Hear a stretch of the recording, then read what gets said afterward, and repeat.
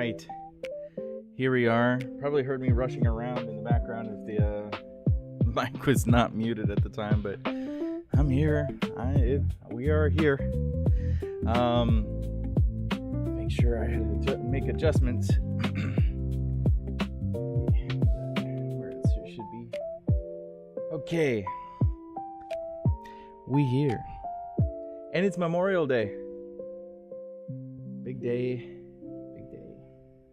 I'm still kind of settling in to the office, but do have the good old cup of Java. And I was, not today years old, but this year old, when I found out, like, why do we call it Java? Never knew it in my entire life that it was an island, a big island in Indonesia. It is an Indonesian island called Java. Very famous for its coffee. So, when you start building a program that's centralized over coffee, you kind of get to learn some stuff. But you're going to see some of the overlay change in the course of the show today. I was a little bit late getting started, but at the same time I've been also trying to build some assets along the way, and it's kind of hot in this office, so even having a hot coffee is a little bit on that. But I'd like to know how you guys are doing today. I know it's really early for most. It's really early, especially on this day, being Memorial Day. And I know a lot of people are trying to sleep in, and we may not get a lot of people. The show is going to be extended to a 5-hour show, so we're not going to stop at 9 o'clock Pacific, noon. We're going to stop at 2 Eastern, and we're going to be going all the way to 11 a.m. here. And the reason for it is so we can get a lot more viewership and a lot more. And as you see down in the description below, well, not in the description, but in the title, yeah, that's right, today is episode 1 of season 1 of You, Me, and Mr. Coffee. So this marks the official first day of our live stream and our Monday and Friday show of You, Me, and Mr. Coffee, where we show up here early in the morning and talk about how our weekend was to kind of get ourselves settled into a good long week. And then on Friday, we talk about how we're going to melt away the week into the weekend. And we get to celebrate a lot of different things along the way, especially on themes when it comes to, like today, when it comes to Memorial Day. If you do not know, I am a Marine, and I served between 2008 to 2019 honorably. I was I left the Marine Corps in 2019 from a medical discharge under honorable conditions, and that was due to a surgery that went bad. It didn't go great. I lost my ability to stay competitive within the field. I went to my service limitation, and I had to get out. But I had a really storied career in the Marine Corps. I do feel honored about most of my journey that I had. There's some things that should have never happened in my journey. There are certain people that affected my journey in very negative manners, and they know who they are, and they'll never be forgiven for that, because it actually wasn't a great hand when they were being and behaving the way they were. So besides that, everything else was amazing. Like, literally the best career I could have ever asked for. I was a 7051 expeditionary firefighter. I was a rescue specialist. I was a hazmat officer. I was, at the end of it all, I was a fire safety liaison for safety. And I was also developing that career path for whenever I got out. But unfortunately, with pandemic and everything like that, it just never was to set in the cards, and I moved and shifted to the entertainment industry, in which you see me today. And I'm building an IP called the Outer Exodus Project, and trying to put myself in a good place with inside of the industry here in Hollywood and maybe somewhere else soon, because I am thinking about trying to shift where I actually am operating from. But that's a lot to do with the fact that this IP is going to take me places, and you kind of just, when you build a business like that, you got to find the center point for everything so that it's not cumbersome for all the people that you have involved and all the partnerships you build. So there's a huge future in front of us to explore together, because you can be a part of that. If you come to our Discord, we'll have 2 Discords going on. We'll have Cyber Addict Studios Discord. That will be a separate one where you get to follow our projects and get to be part of seeing the growth of our studio and so forth like that. But then you have the Cyber Addicts community, which I've had around for over 10 years, by the way, and we are trying to revitalize it. It died. I let it die. That's my fault. I let it die. That was me. I kind of got focused on all my work, and it was really centric around Star Citizen and the community around Star Citizen, and Star Citizen is not in the best of shape. I don't want to get too much in the weeds on that. You can go and form your own opinion by looking it up at rubberspaceindustries.com, as well as a few of the Reddits around of the community. You'll see that it's, split in half. Some people are die hard into it, well, like I was, and then there's some people who are really find it a scam, and that's where they're at. And I'm kind of right now in the middle, unfortunately, and it's sad, but we're going to be changing that around with inside of our community. We've got a few things inside of our community's Discord that you would enjoy. We have a couple of places where you could post YouTube shorts that you come across, or maybe even it's a YouTube video that you came across, or maybe it's a meme you came across that's either funny or cute or creepy, or you get the point.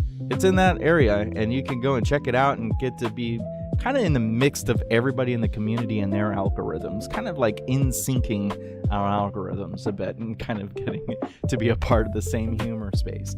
But other than that, there's other things that I'm trying to build into it, like a space watch, where we get to see things that are going along with SpaceX and NASA and Blue Origin, and really seeing the race into space and where it's leading us. That's getting built up as best as I can. So that's a side project that's going on that's with the community. There's a couple of places that we do for gaming, and there's going to be more built out of it to kind of be interactive and an interactive space.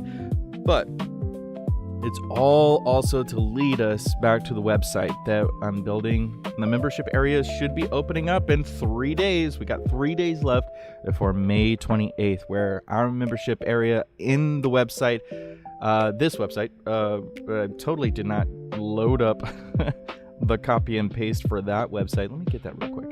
But our website, where we get to explore Cyber Addict Studio as a whole and develop that together, as well as not just the projects, but here even the Discord and other bigger future content that we're able to provide to each other. And that's going to be amazing. If you guys want to be a part of that, definitely you want to get onto this website and be looking out for May 28th, when we release the entire membership view.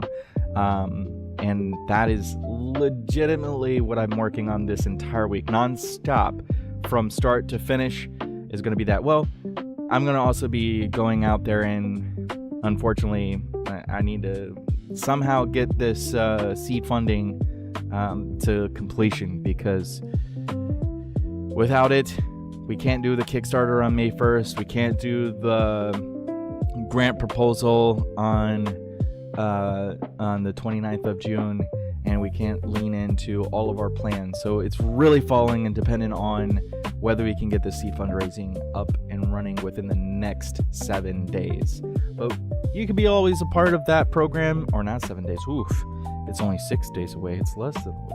But you can be a part of that program. Let me go ahead and put that in the chat for you. For all of my international friends that are going to be coming across and watching the show, thank you for coming. I appreciate it. If you're drinking a cup of coffee, maybe tea or water, it doesn't matter what you're drinking. I'm going to be drinking coffee. This is where we're at today. Always a good cup to have in the morning for me. Some people are not like that. Some people are more of a tea-focused person. Some people in the morning like orange juice. That's okay. You could come and join us too. It doesn't mean that cup of that what you have has to be coffee in order to enjoy the show. The show is about mellow, having good vibes, and enjoying some great conversation. Hopefully in the near future, when we get a lot more people in here, the chat should be rolling. So please tell your family, friends, people on the street. Just yell at them like a crazy person. You need to watch Yumi and Mr. Coffee. You need to watch it. Come and see it. Something like that. It's okay. People might find it funny, or they might pepper spray you. It's a gamble. It's definitely a gamble. But I will appreciate the effort. That's what matters, I think. I will definitely appreciate the effort. Okay, what are we going to get ourselves into today? I know there's a couple of subjects that I wanted to talk about today. I kind of want to get the graphics correct. I haven't updated. I thought I did, but I didn't. I updated it in the wrong place, so there's going to be a little bit of OBS work that I'm going to do in the stream, but I need to double check something. So if I'm a little bit preoccupied, don't worry. My mind is set on you. I could do two things at once sometimes. Not all the time. Sometimes. But not all the time. Okay, let's see.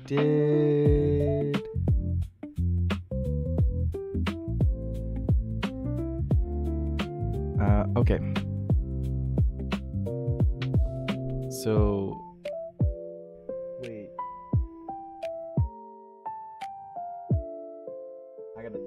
I gotta test something. I got a scene called test browser, so I don't influence the current browser. Not browser, the current overlay.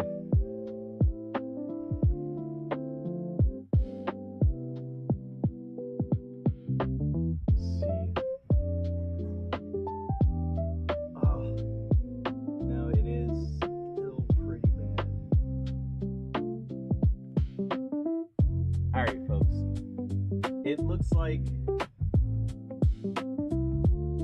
It looks like we're going to stick with this graphics for today. I still haven't been able to have that time to adjust some of these things. Like the side panels here, they're too small, I feel like. But we are going to fill up some of the graphics in the scene today.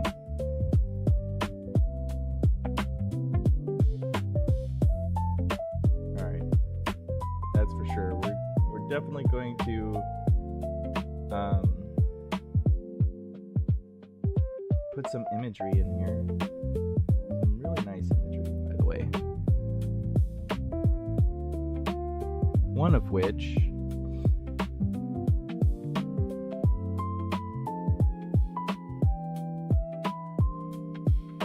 a little bit of not a flex. I don't want to call it a flex because I was never a ribbon chaser. Ever.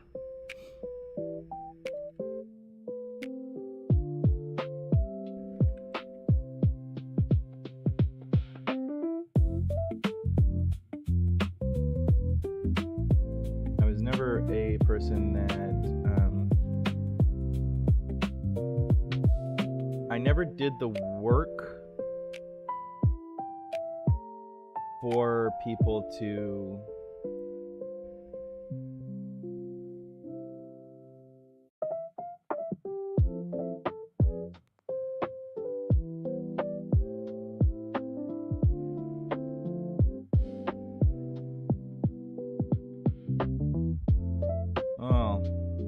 tried to remove the white background and it removed the white out of the actual device itself.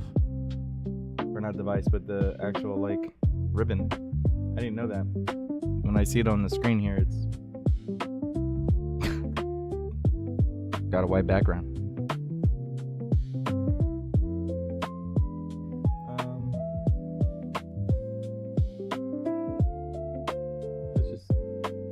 just have the white background. It's fine. We don't mind. But yeah.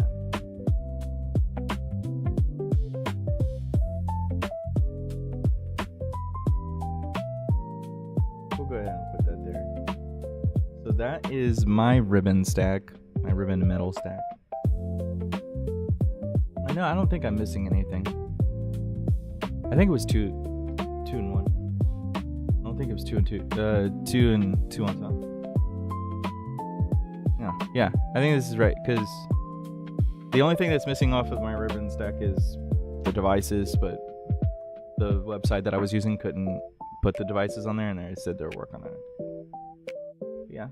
And this is my time in service. I was in the United States Marine Corps, for those who do not know. A proud service member of the United States Marine Corps. A part of me did want to leave when it came around to that point. I even had a conversation with a master sergeant at the time, who was like, he had a family member that left the Marine Corps, and he, because thinks about it all the time, and that affected him as well. Let me put that on silent. And at the time I was kind of like in that mode. I was like, my body's hurting. I was getting into issues with politics with inside the department that I was not appreciating, and the lack of just enthusiasm. And I was also going through a rough patch. Well, my marriage was also on the decline, which, for those who know me, I'm not married anymore. And it was really, the abuse got really bad. And so it kind of just made me desire to push that aside and try to work on my marriage and try to work on my family and try to, make a successful future for us outside the military where I could be there more for my family. That's a different issue, a different conversation.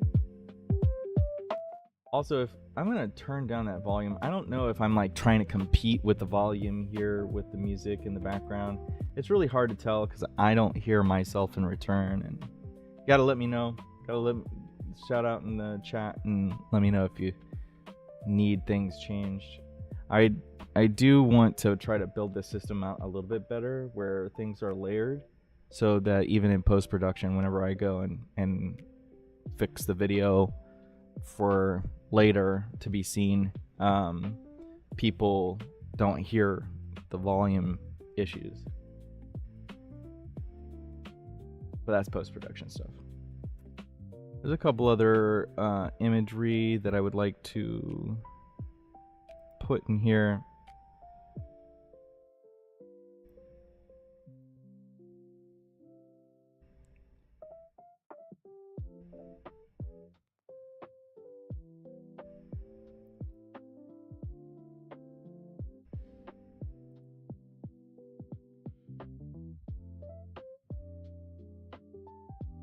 A music video and a song came out recently. I suggest it.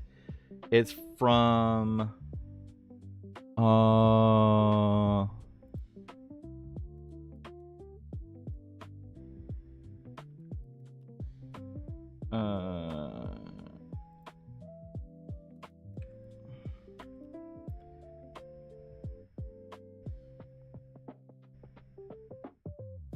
there's a couple. American Soldier is a really good one.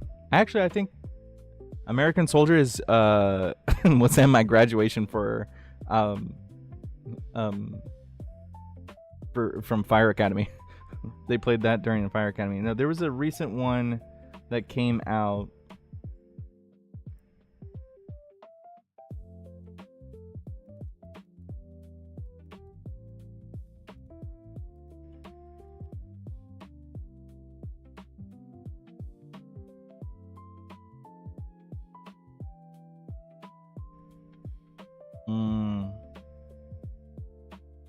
Oh, what was the name of the song?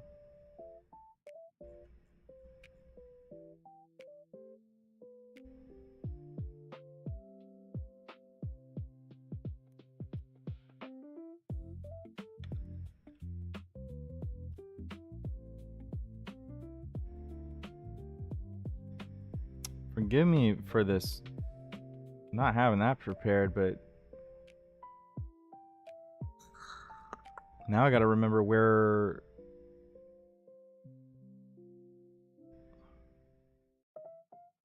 I got it from.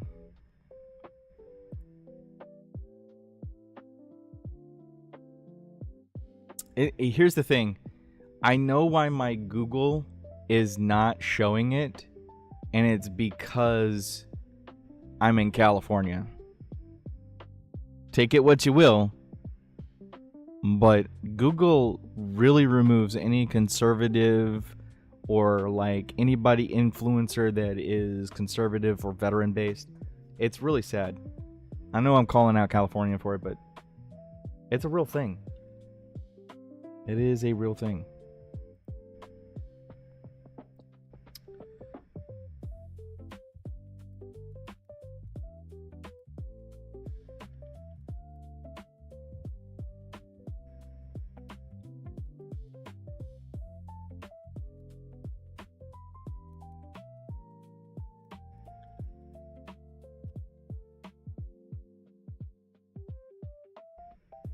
Yeah, Black Right. Yeah, this is okay. So I had to, and Matt Best. I found it. I had to put in Best. I forgot his first name, but Black Rifle Coffee, Black Rifle Coffee veteran, well, founder and veteran. He did this. I'm gonna put it in chat here. You guys listen to it. It's a great song. 100%. Man, it always feels good whenever that brotherhood feeling and so forth is like really combined there. And there's a lot of imagery and symbology that's in that video, so enjoy it. It's really in keeping in traditions of Memorial Day and in memory of our fallen brothers and sisters in arms. I know I have a lot myself. I know I have a lot of friends that I served with out in Afghanistan. I served with, period. And even of recently, a few that we've lost in the past couple of years. A surprising, staggering amount in the last couple of years. And it's hard because everybody's going through some hard times, and we feel like things just get a little too hard, but and we lost our friends in those moments where they get lost in their mind. But the best way to remember our veterans, in my perspective, is to keep living our life in the best way we can and the most honorable way we can. I can't stress that enough. I feel like that we're lost with that inside of the politic media that we keep on getting thrown in our face every day. Honestly, if you want to honor today, honor those who have fallen in service to our country, go celebrate. Go and have a life that is honorable and that you can look back and say, I thought that thoroughly through and made sure I wasn't a piece of crap along the way. That's a good way to do it. If you want to honor veterans, that's a good way to do it. Just be a good person intentionally. You want to wake up in the morning and do something in life that is intentionally good. That's a good way to honor veterans in our, all around the world. Not just our veterans, not just United States veterans. I mean, everyone that gave their life in service or was in service to give life, or even afterwards, the ones that we lose along the way in the trail and journey of life. Honor them by living your life in an honorable way, in a just way, and intentionally being a good person. That's the best way to do it. That's my preach for at least this hour. But yeah, please watch that video. I think you'll love it. I definitely do. Really good symbology about brotherhood, and especially if you're a person who went into service with somebody. That's rare. That's really, really rare.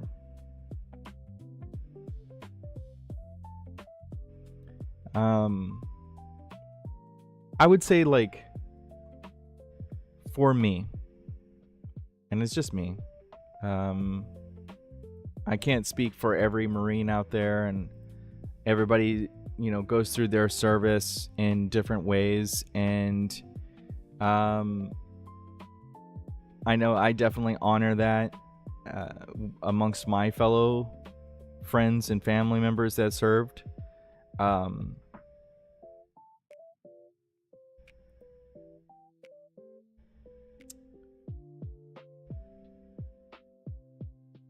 My journey in the military started in 2008. And it was kind of like already in motion before then. In high school, I was seeing a recruiter to join the Marine Corps, but he got deployed, and so there was a disconnect there. But I also was moving in different directions. I was barely graduating high school because I really just had a real lack of interest in academia, and it showed. And I thank Miss Green forever in my life. I thank Miss Green. If I wouldn't be here today if it wasn't for Miss Green. That's for sure. But that opportunity, I graduated, and the years following, jumping from idea to idea, trying to figure out life and so forth. I was working at McDonald's, and a Marine recruiter walks in, and I said, before anything, I said, excuse me, before we take your order, I would like to extend my very gracious thank you for your service, and we would like to know how we can serve you today. And it was a bit of a pre-rehearsed. It wasn't actually regarded, like, McDonald's did not ask me to say that. I felt compelled to say that. Hope I don't ever get in trouble for that. But anyways, I felt compelled because I was very much growing up in a family that was very patriotic. My grandfather served in the Air Force. I had a cousin that was in the Marine, a couple of cousins actually in the Marine Corps. I had a couple of cousins that were in the Army. I had a cousin that served later in the Army. We were very much a militant, patriotic family on all sides and throughout my lineage. So it was definitely ingrained. And go figure, I'm from Ohio. Ohio is a very patriotic state, or was when I was growing up. I don't know about it now, but I really do hope that it's still as strong in patriotism as it is, whenever I left and started exploring the world. But yeah, I was there, and I took his order. He sat down. My manager was embarrassing herself by whispering a little too loud about how cute my recruiter and the gunnery sergeant that was with him were, and they definitely heard it and shouted back some comments that obviously were meant to embarrass her. But afterwards, they came back to the counter and they said the most famous words. Hey, I just wanted to say, you got the look of a Marine in you.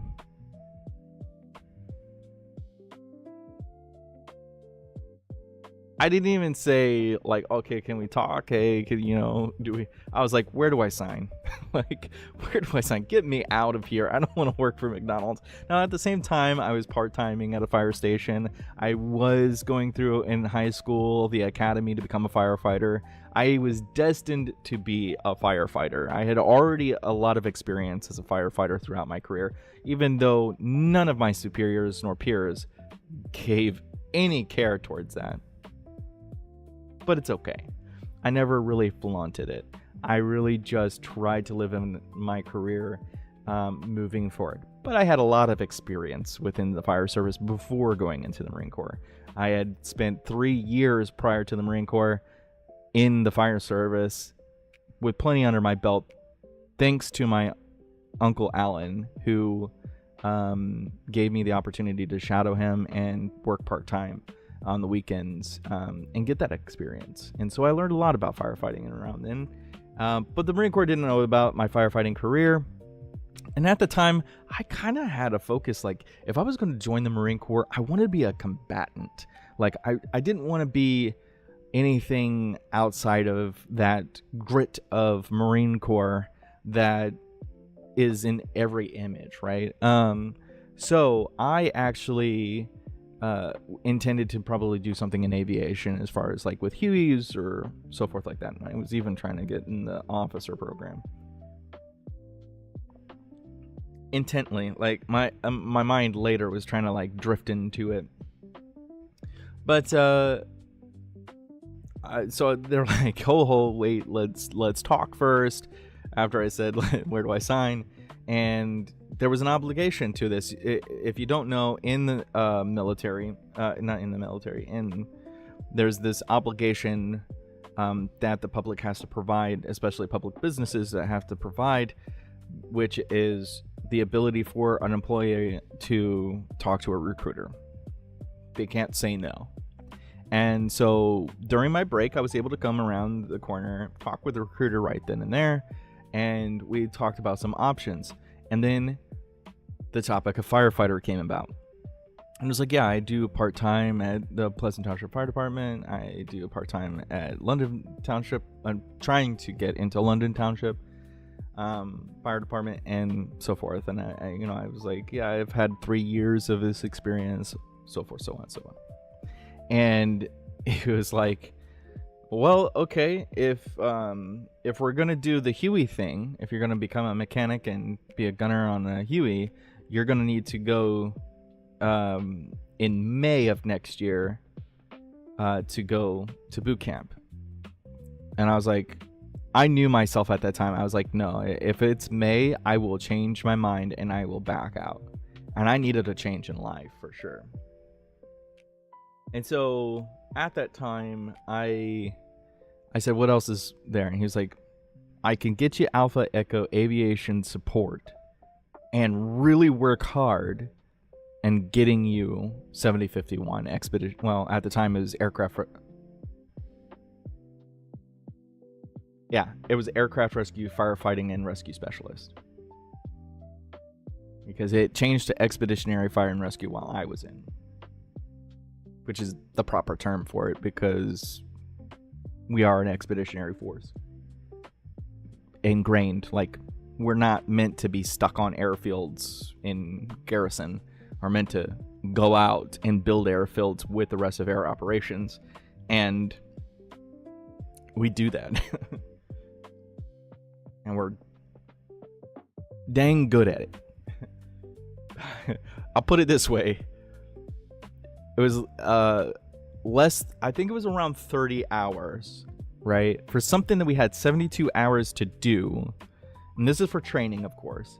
For 72 hours to do, we did it in 30 hours. And that was building a FARP site in training and having it manned and ready for operations. And we were early. We were super early. And that was right after Afghanistan. So you really got to see, like, my unit got to see everybody coming back, the professionalism and the amount of learned experience and actually hands-in experience. Especially when we did some acting. A little too real of acting. It was fun. It was definitely fun. And yeah. And I joined Expeditionary Fire and Rescue because that was going to be in January to go to boot camp. And in January of 2008, I stepped on the yellow footprints and started my journey into becoming a Marine and earning an honorable career in the Marine Corps. I mean, I got in trouble a few times. I ain't gonna lie. I wasn't 100% the best Marine during my time frame, but I did learn from my mistakes, and I tried to live an honorable life as best as I could. Sometimes you get peer pressure, and you do dumb stuff. Let's see.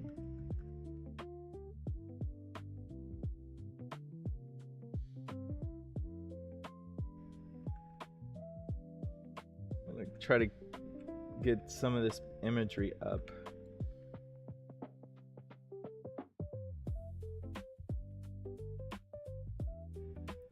To show my Patreon. Oh. Well, I thought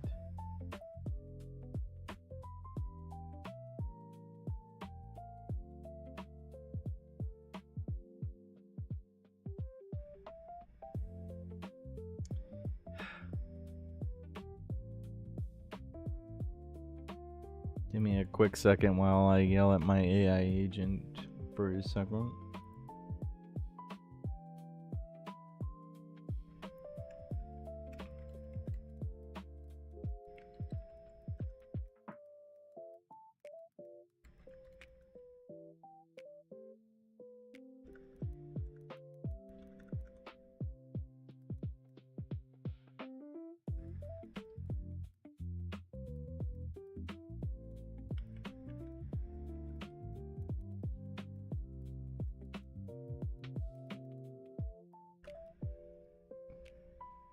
But yeah, I joined the Marine Corps. Boot camp was a bit rough for me because I got sick.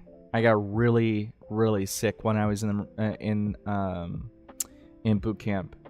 I was first in Alpha Company, 1024, and that was my platoon.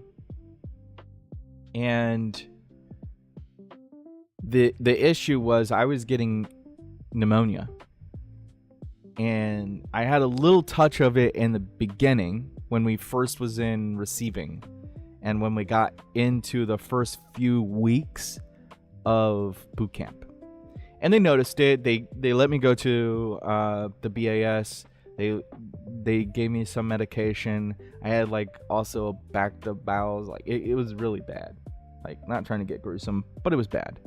But I recovered from it, luckily, and I got to continue with my training. But whenever it came to swim qual, and then the gas chamber was after, when it was like, I think it was day 2 swim qual, I really could not even function. And so I was sent to the BAS, and that's whenever they diagnosed me with pneumonia. And I was stuck in the rack while everybody was training, and as soon as I was better, which was a couple of days, it wasn't bad. It wasn't like a real bad case of pneumonia. They did pretty good in getting me recovered. And I even wanted to quit. I even slapped on the hatch of my senior drill instructor that was there for the day, and I requested to leave. I said, I think I want to leave. I want to get out of this training. And my senior drill instructor, Staff Sergeant Payne, would not let me. He said no. And he said, it's just because I was in that rack and missing home. And I'm going to experience that multiple times over, with multiple time over that feeling stacked up in my career, because I'm going to be finally on my own. I don't have mom. I don't have dad. I don't have family. I have my brothers and sisters in arms, and that's going to be all the family that I need, and that I need to lean in on that. And then that's when he also revealed that I was also going to be dropped back in training to Hotel Company 2024. And so I stuck in there. Went to 2024. They were under quarantine when I got there. Go figure. And we're taking our powders. And yeah, they were just right around the time that I needed to pick back up again. A little bit earlier in the training. So there was a lot of the training that I had already done, and I was waiting for them to catch up. And then once they caught up, which was swim qual, that's where I picked up, and we shined together. We were a really good platoon. We were dropping people along the way, especially after rifle range. Rifle range, we dropped a ton of people, and I think I graduated with 90 between 94 to 98 Marines in my platoon, and so, but a lot of great guys who are not around anymore, unfortunately. Some of them aren't around anymore. But yeah, that was a great experience for me. Boot camp, was hard, really hard. It was not easy. Now, I say that because it was hard in the moment because of I wasn't a Marine yet. I wasn't actually like fully developed and had the experiences that I had already.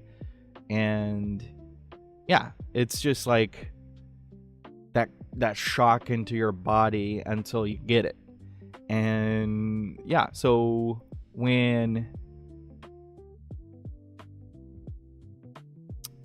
if I could do it again today, I won't be able to do it because obviously my knee issue and all that kind of stuff. I won't be able to perform. But if I did boot camp and I went all the way up to about the time I was in a little after Afghanistan, when I picked up sergeant, by the time I could pick up sergeant, I could see the real construction of everything. I would have been able to, if I didn't have a bum knee, I would have been able to go and boot camp, and there would, it would have been the quietest boot camp though, because if you put a bunch of sergeants, really good sergeants, in boot camp again, it'll be the quietest boot camp. There wouldn't be any drill instructors yelling because they're like, you're gonna do it. And so whatever they say to do, you're gonna do. There's no like corrective measure that needs to be in the mentality for you to hurry up and get it done, get it going. I mean, that's the same expectation that we hold in ourselves as Marines anyways. Like, we never let that tension go, even amongst each other. We definitely held on to that level of expectation and tension. Like, where you came out of boot camp, dude, that's just being a boot. That's just the starting point of, there's a difference. So, you definitely do become that Marine over time, that the one that you can respect, and I did, and I got to enjoy that a lot. And so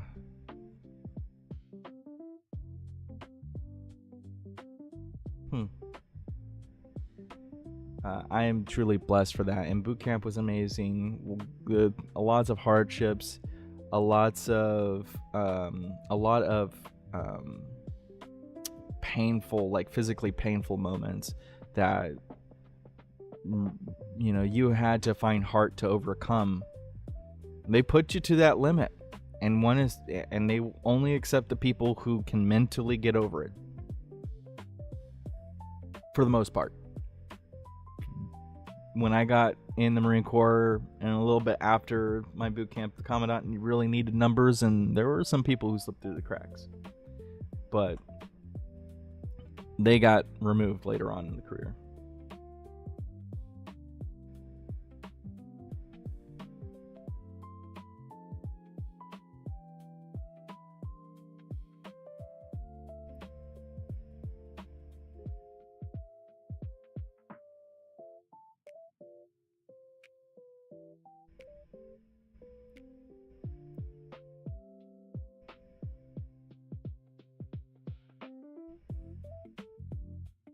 Just add a few little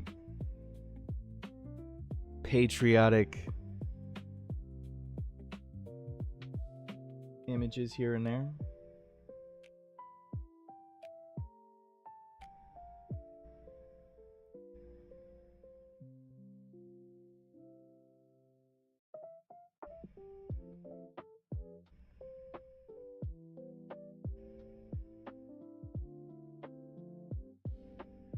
Oh, you can't duplicate that. Okay.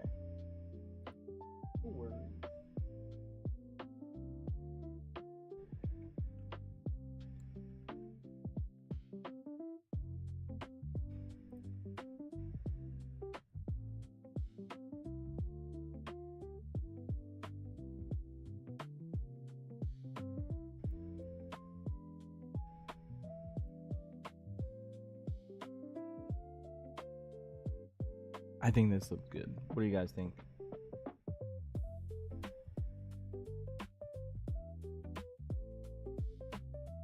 I like it. I was gonna put this last one up, but I don't know. I don't think it's gonna contrast well. We'll see. I'll put it on, but then we'll see. Good morning. Appreciate the sweetie.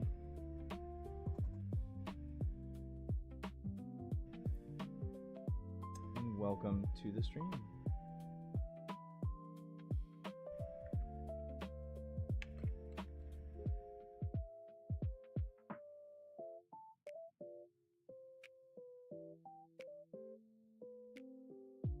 I just do not see where I can put this image.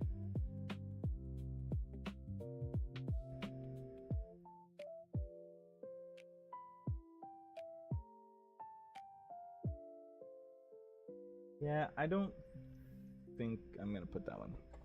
It's just a Marine silhouette that just is not cut out right.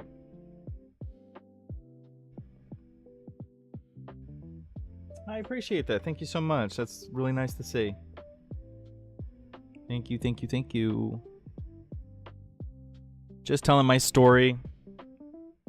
We're up to boot camp. Boot camp graduation. I did the Crucible.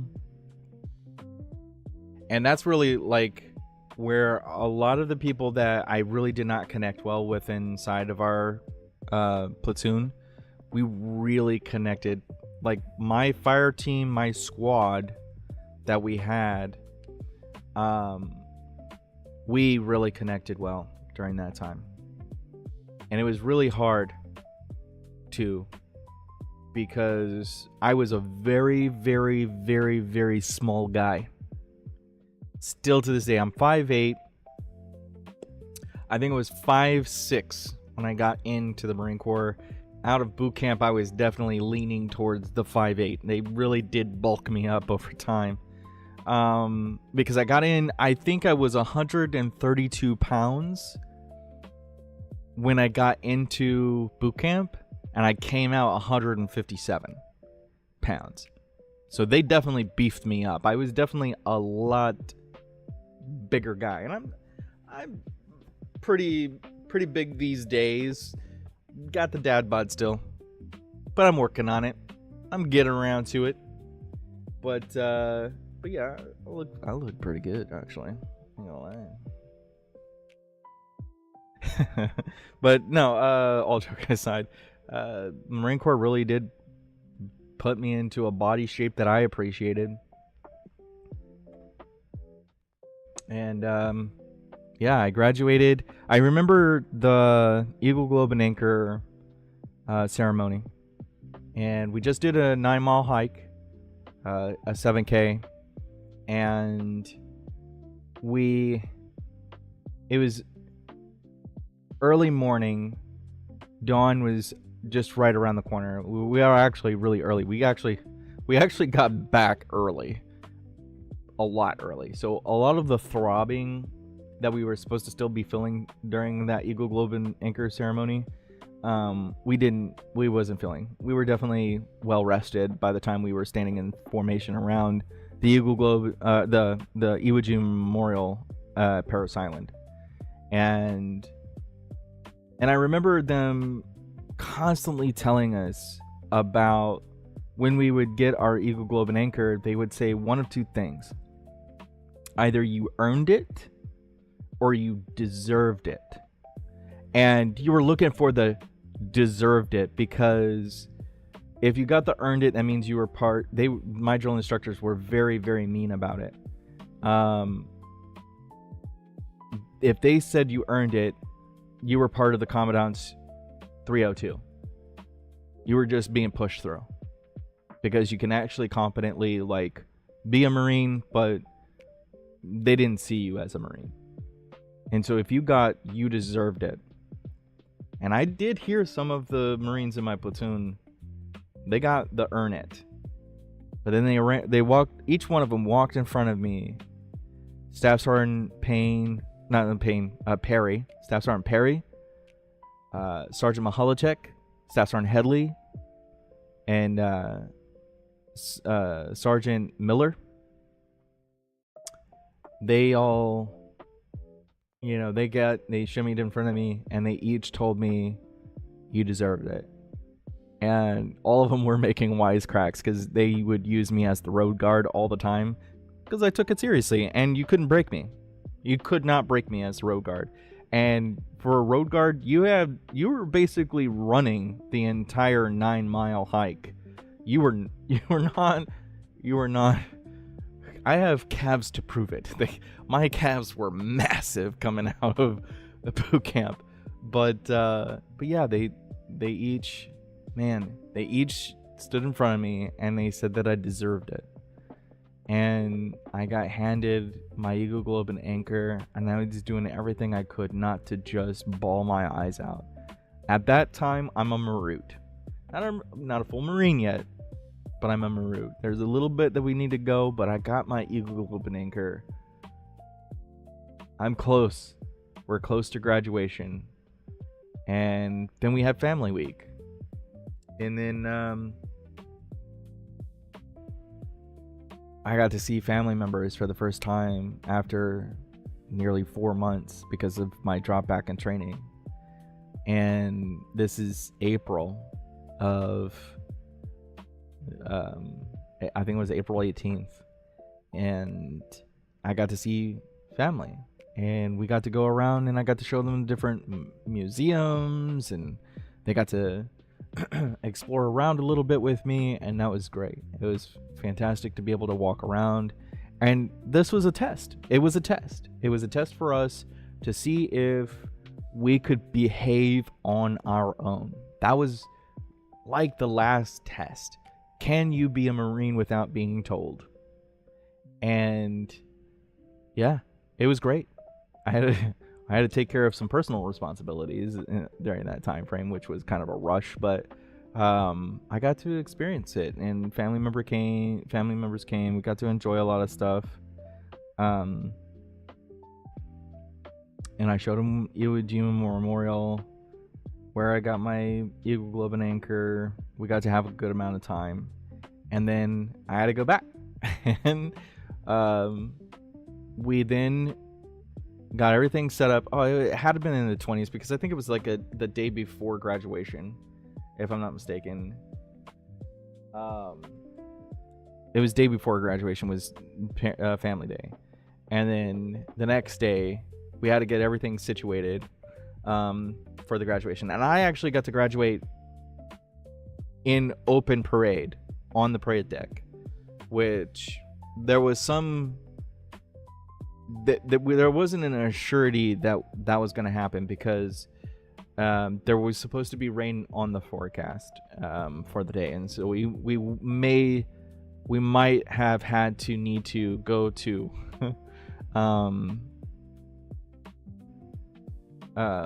the indoor facility. But we was fortunate. We got to have a full open air parade deck graduation. A lot of people don't know this, since I was in 2nd Battalion, I graduated with female Marines, and since we're at Parris Island, we graduated with female Marines.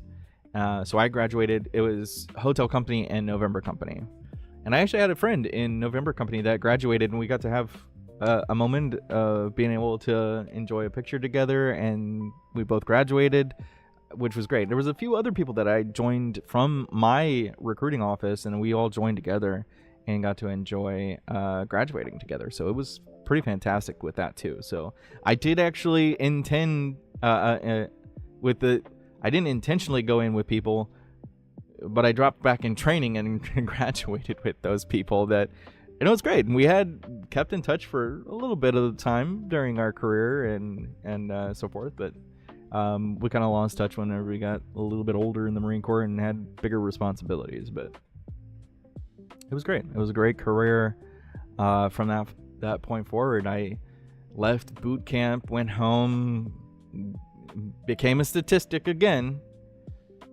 and I fell in love with someone during boot camp leave, and we kept in touch. We didn't fall in love at that time, but we kept in touch, this person and I. Went to combat training, MCT. We connected really much after that, but I went from MCT straight into my fire academy, which was down in Texas and at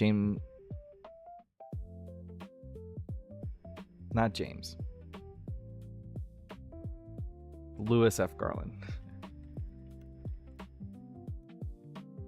Yeah, Lewis F. Garland Fire Academy. I keep on wanting to say James F, but it's Lewis F. Garland Fire Academy, which is the number one fire academy, or was whenever I was there. It was the number one fire academy in the United States, and number 2 in the world. Number 1 was Bryce Norton in the UK. Number 2 was Lewis F. Garland Fire Academy. And it's prestigious to be able to go there because they do what most people can't do in universities and colleges and stuff like that, and that you have to do 2 years of it. I did it in 3 months. It was a little bit more than 3 months because I didn't get picked up right away after showing up.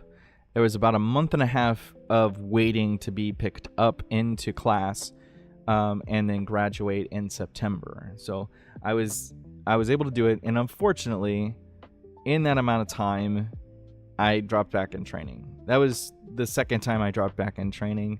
I failed to complete an evolution, and it was my final failure for that evolution, and I got to get dropped back to try it again. But to be honest, there is a huge dropout rate or fail rate in Lewis F. Garland Fire Academy, and for good reason. It was challenging, but it was a situation that I was familiar with, but at the same time, I was dealing with some personal struggles and just couldn't focus, and that's what caused it. I could have done good, but I failed to do good, and so I got dropped back in training. But it was only a week of training that I got dropped back in, which could have been worse, but I could have been stuck there for a whole month. Seen that happen before. But no, I got to pick up a week later, and I was just a week behind. After that, I came back for boot leave. I got to spend time with the family and friends that I had, and the girlfriend that I had at the time, which did not end up being my girlfriend later. But I had an enjoyable time because the next chapter of my life was in Okinawa, Japan. I got to serve my first time in the fleet out in Okinawa, Japan, for MWSS 172. And I was fortunate enough that the last unit in my as me and my MOS that I got to spend that time with was 172. And my only other unit that I was ever a part of, I got to serve with in Afghanistan. So the 3 movements that I had in my career, I had a huge amount of just experience, and nothing was ever boring. 172 also served in on the Isle of Iwo Jima, not Iwo Jima, Iwo Jima, or what we called Ioshima. I got to do that. I got to learn operations there, what training operations were with the ISTF, and got to experience that. Got to go to Thailand, got to learn about field operations, and being in the expeditionary part was just my favorite thing. Being part of a wing was part of my favorite thing that I got to enjoy my entire career, which is rare. Most people in the Marine Corps do not get to do a full career of being in a Marine Expeditionary Wing. They don't get to do that, and I got to do that, so I'm truly blessed by that. And I got to meet some really awesome and amazing people along the way, to be a part of that. On top of that, I got to do a couple of things that led me down a path later on to learn some things. But I did get injured during this time that ultimately was the precursor, or the, as we say in the entertainment industry, the little... Oh, why am I blanking out? Foreshadowing. It was a little bit of the foreshadowing to come later in my career, and that's when I really massively hurt my knee. And I had to spend a lot of months recovering from this because the actual injury in my knee was being misdiagnosed, and I had a huge tear in my PCL and a decent tear in my ACL, and it was just destroying my knee just a lot. And if I had gotten surgery earlier on in my career, I would have recovered better, and I would probably still be in service. But there was this like stigmatism at the time that was like, oh yeah, if you get surgery, you're going to be a sick bay commando and you're going to get kicked out. And it was happening because medical in the service was not great at that time.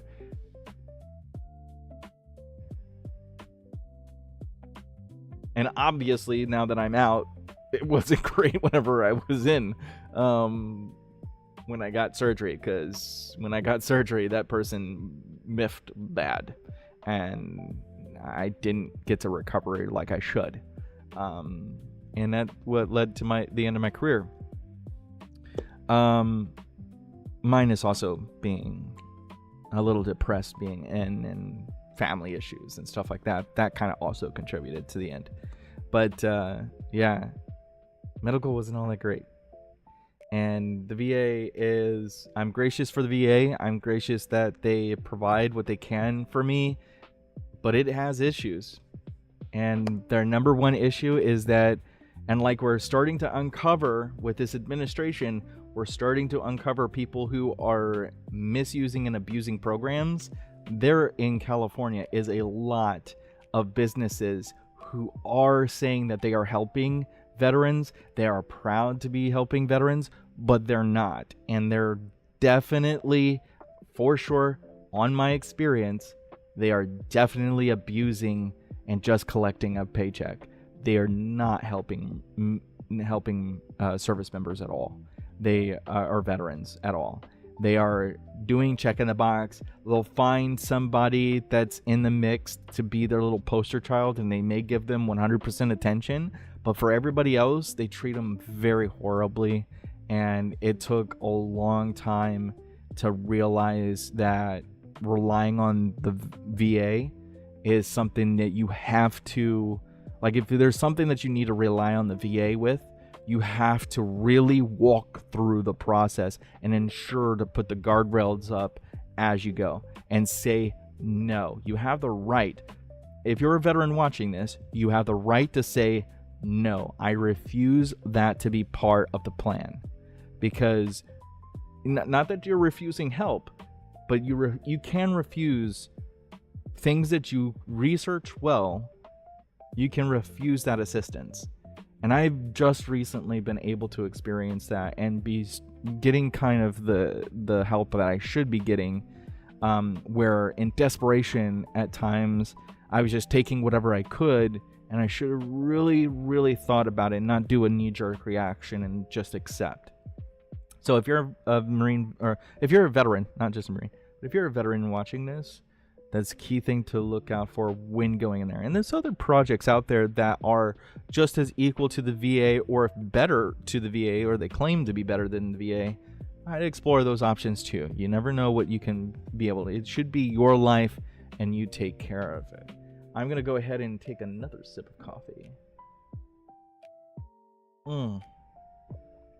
Oh, gosh. I've been talking a lot straight, haven't I?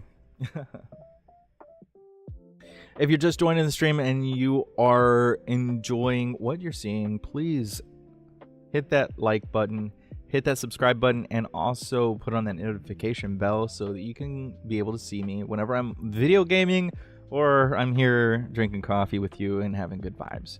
It'll be great to see you come back and return and enjoy and have more fun and more, all that good stuff. Moving forward, though, Marine Corps career was rocky at the start, as everybody who starts working for a business and you're at the bottom, and you really can't see the full picture. Sometimes the picture you get glimpses of the picture and it inspires you, but for the most part you struggle. So if you're actually watching this and you're just starting out in a business and you're like, man, this is not what I expected, or man, they are always on my, or man, this sucks, stick it out. Maybe look at yourself. Dead serious. It isn't the company, because they wouldn't be in business if they weren't doing something, right? Sure, leadership is always a key factor in that. Good leadership will help that transition for people who are starting out better, but those leaders may be too young, and that's okay. You can be part of the program or you can be against the program, and I always suggest you to find ways to be part of the program, even if it's not directly. So just saying, hold in there, stay in there strong, because as soon as I got out of Okinawa and I went to North Carolina and became part of 271, MWSS 271, and I met a good group of people, great group of people. More people kept on coming around, and seeing how young people can really not understand the influences that they have. Going to Afghanistan, building that brotherhood with a few of these individuals, making mistakes along the way, but making successes as well, becoming a sergeant, and really leaning into the better half of my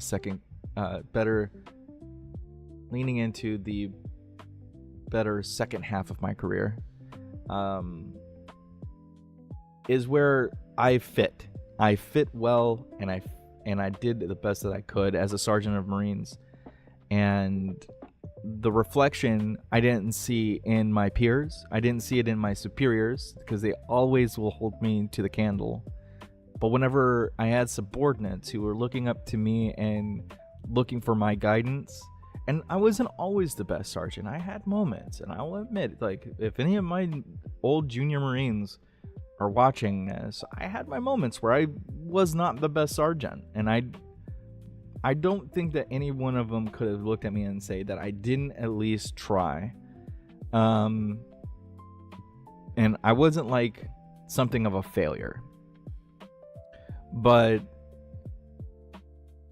I think for the most part, the biggest reaction I got from my Marines is that I was there, that I was present, a collaborative leader, somebody who is with them, for them, and not a friend CO, not somebody who was to be their friend, not to always be their buddy, and always to hold them to the flame, like my superiors were doing to me and my peers were doing to me. I never really truly reflected anything other than what the Marine Corps expected out of me and what I morally thought inside of myself. And I'm an intentionally good person. I think that I intentionally go about life to be aware of my surroundings and how I'm involved into it, and ensuring that I am not being a blight on society or being something of, refute or disgust. So if you're ever to take away anything and advice, especially during a talk show, that's good advice, I think, to take from. Just be intentionally a good person. But yeah, I had also married while I was in my career. I married a foreign woman, became another statistic from that point of view. A Japanese woman who gave me 2 beautiful sons that I love and think about every day. Even though the relationship went sour and bad and horrible and way horrible,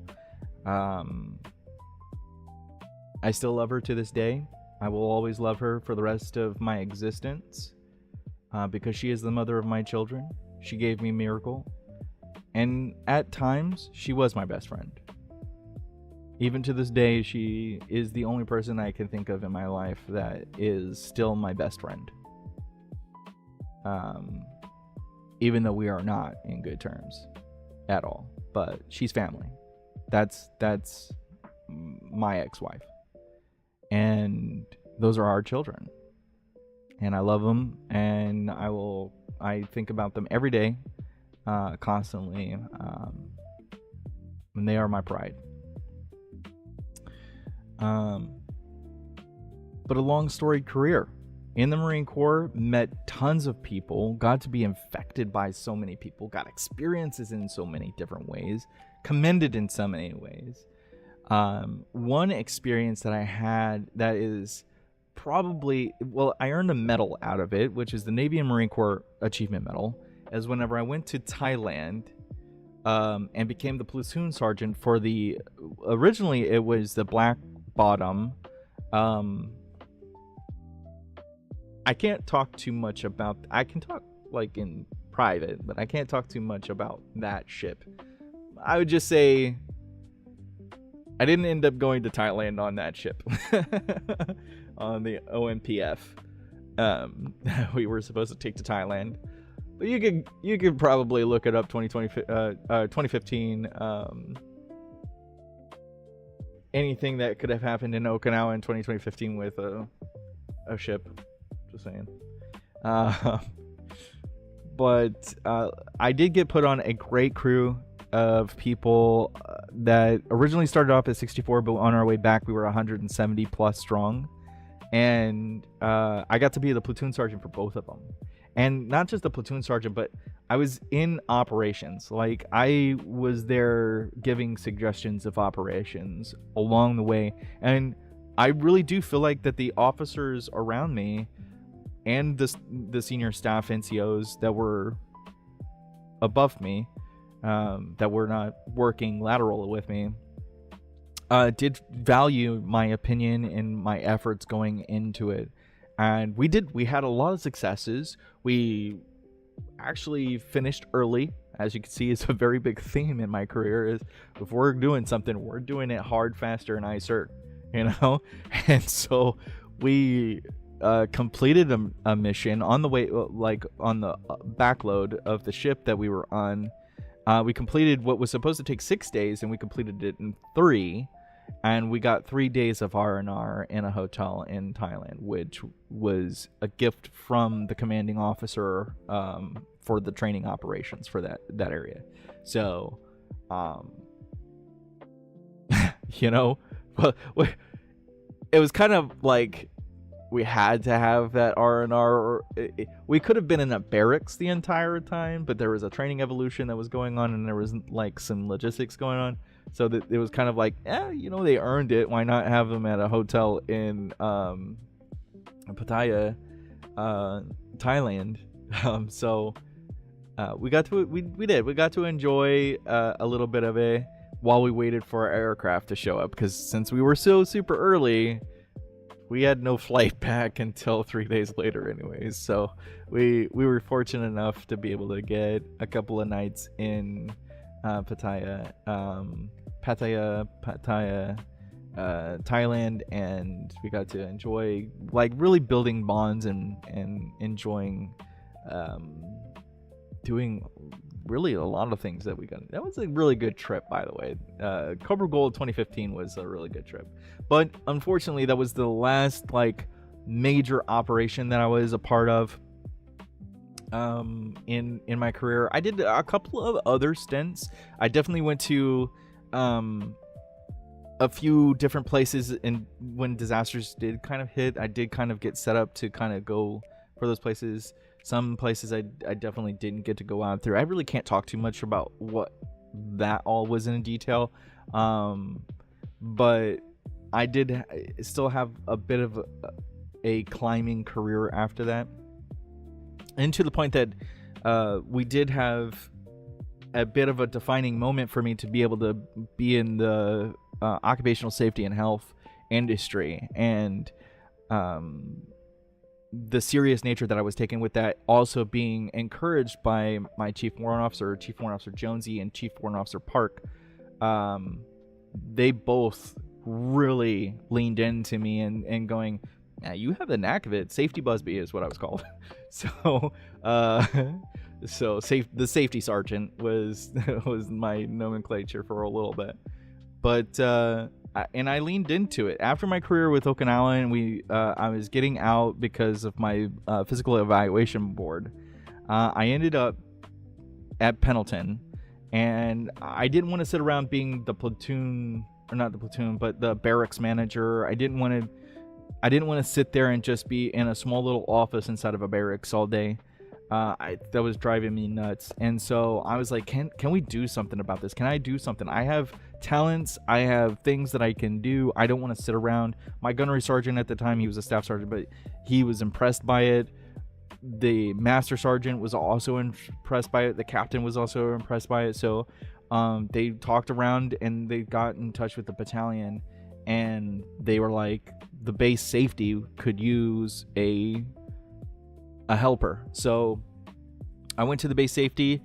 I did a couple of interviews to get in, because I had done safety prior in my last command, and I was very influential on it. I showed proof that I had done all the work for it, and they was like, yeah, I think that you'll be great. I have a job for you. You're going to be our fire safety specialist.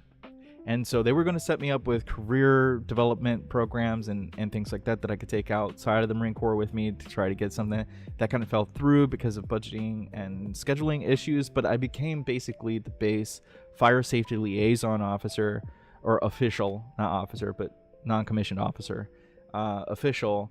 And I was working closely with a lot of different accounts that the base safety had, as well as the involvement with that became what I tailored mainly for the fire department and the police department and emergency services, route clearance, all that kind of stuff, because their environments were not like typical industry environments. So a lot of like hazmat equipment being close by a truck and not being separated from a building, and a reason for it, and what safety positions and conditions were being put in place. I was the go-to guru for that, and I ended up doing it well, and to a point that I proposed it to be a job outside the Marine Corps, that I could leave and I could apply for a base safety position, and that we could try to tailor and curve that attention towards it. I got a soft approval, but the thing is I had to be 180 days outside of the Marine Corps in order to accomplish that. And the final day came, and I got my DD 214. That was a very emotional day for me, to be honest. It was a really emotional day for me. At the same time, I was ready to let go. But at the same time, I really was starting to get that, like I said in the very beginning of this story, that master sergeant who told me that he had a brother that, he couldn't stop thinking about the Marine Corps. I was already starting to have those remorseful thoughts of not being in the Marine Corps anymore, not being in an active service anymore. I was always going to be a Marine. And if they ever asked me to come back and just be an office person, I would do it in a heartbeat. Instant. Marine Corps doesn't even have to ask me a full sentence. They'll be just like, hey, need you to come and show up over here. I will be there in a heartbeat. You believe it or not, like, there's a lot of us Marines that are like that. And proud of that. And I still, to this day, I will never let go of that title of Marine. That is me. That is an embodiment of me, and I'm proud of it. You will, if you cut me open, I bleed Marine. That's for sure. And my biggest motto is, or not motto, my mantra is sweat motivation, breathe dedication, and bleed esprit de corps. Truthfully, if you want to be a part of something, you need to work so hard that it looks like you're working hard on it. Like, people walking by, they see the sweat on your brow, you're working hard on it, but they see that you love and you're passionate. That's what that means. Sweat motivation. You're working to your bones on whatever you're doing because it's part of the structure of who you are and makes you happy. So do what makes you happy. Do everything that makes you happy, not whatever somebody else tells you that you should do to make yourself happy. It is your journey. Make yourself happy, but be good to others around you. In the meantime, do it honorably. Breathe dedication. If you are a part of something, whether you're a father, a mother, a brother, sister, if you're an employer, if you're an employee, if you're a person of the community, if you're a politician, breathe dedication. Like, you should be dedicated to everything that you are and doing, and it should give you breath. It should be what you draw in. It should be the embodiment of who you are, and nobody should confuse it either. It makes you live. It gives you life. It makes the life around you worth it and healthy. And the final thing is bleed esprit de corps. Whatever you're a part of, if somebody was to cut you open and you were to bleed, it would bleed that very thing. Nobody could slice any part of your life open and go, the entire time. He was not. Or she was not. The core of you should always be what you stand for, what you're about, and the honor in which you present it. So nobody can find you more than above reproach. That's my biggest wisdom for the day as far as that goes. It's how I live my life. I am very passionate about the things that I'm doing. One of the things that I'm passionate about doing is being a creative producer here in Hollywood. Creative producer for myself at the present moment, but I would love to be a creative producer for a magnitude of people under an IP that I'm building, which is called the Outer Exodus Project, and you could be a part of that project too. And a way to do that is actually joining us in our journey. You can go to our website that I'm linking right now in the chat. Go to that website. Help us get to our objectives and goals. If you're watching this later, do not hesitate. Go and help us. There's a section there where it says support us, and in that section we'll give you the connecting points to help donate and get our seed funding going. There is going to be a Kickstarter, hopefully a Kickstarter starting next week for the Outer Exodus project specifically, but that all depends on if we reach our goal of that is currently placed at $15,000. That $15,000 goal is meant to help build and secure our studio effort and moving forward and being able to stand on our own 2 feet as a studio and marketable for investors and grants and so forth like that, so that we're not entirely dependent on the community itself for support. But there will be a Kickstarter that will come after that, where if you want to continue efforts and supportive efforts moving forward with our project, not because it's not just a video game, it's a lot more than that. It's going to be an entire universe that we're creating that is going to help fill the space of a ton of different entertainment mediums like comics, novels, movies, TV, even ARGs that we intend to incorporate with all of this. And you could be a part of that project. Go to the website, go to the support section, make sure you hit one of the supporting sections that you feel comfortable with. And if you won't feel comfortable with any of that, just spread the word. Tell everybody that you know and help us build this dream into a reality. Thank you very much for the attention onto that, and then back onto what we're doing right now. Talking about veterans today. Today is Memorial Day. Happy Memorial Day to you. And if you're just joining us, if you've been in the channel, happy Memorial Day to you. I'm hoping that you are enjoying your experience with Memorial Day with your family and friends. If you don't have any family and friends, come enjoy it with us. I'll be doing some gaming later today, also inside of our community. So if you want to be part of our community and our community Discord, I'd definitely love to have you there. I'll go ahead and get that queued up as well, a call to our Discord. I'm also making adjustments with how we're doing Yumi and Mr. Coffee along the way. A lot to do with the fact that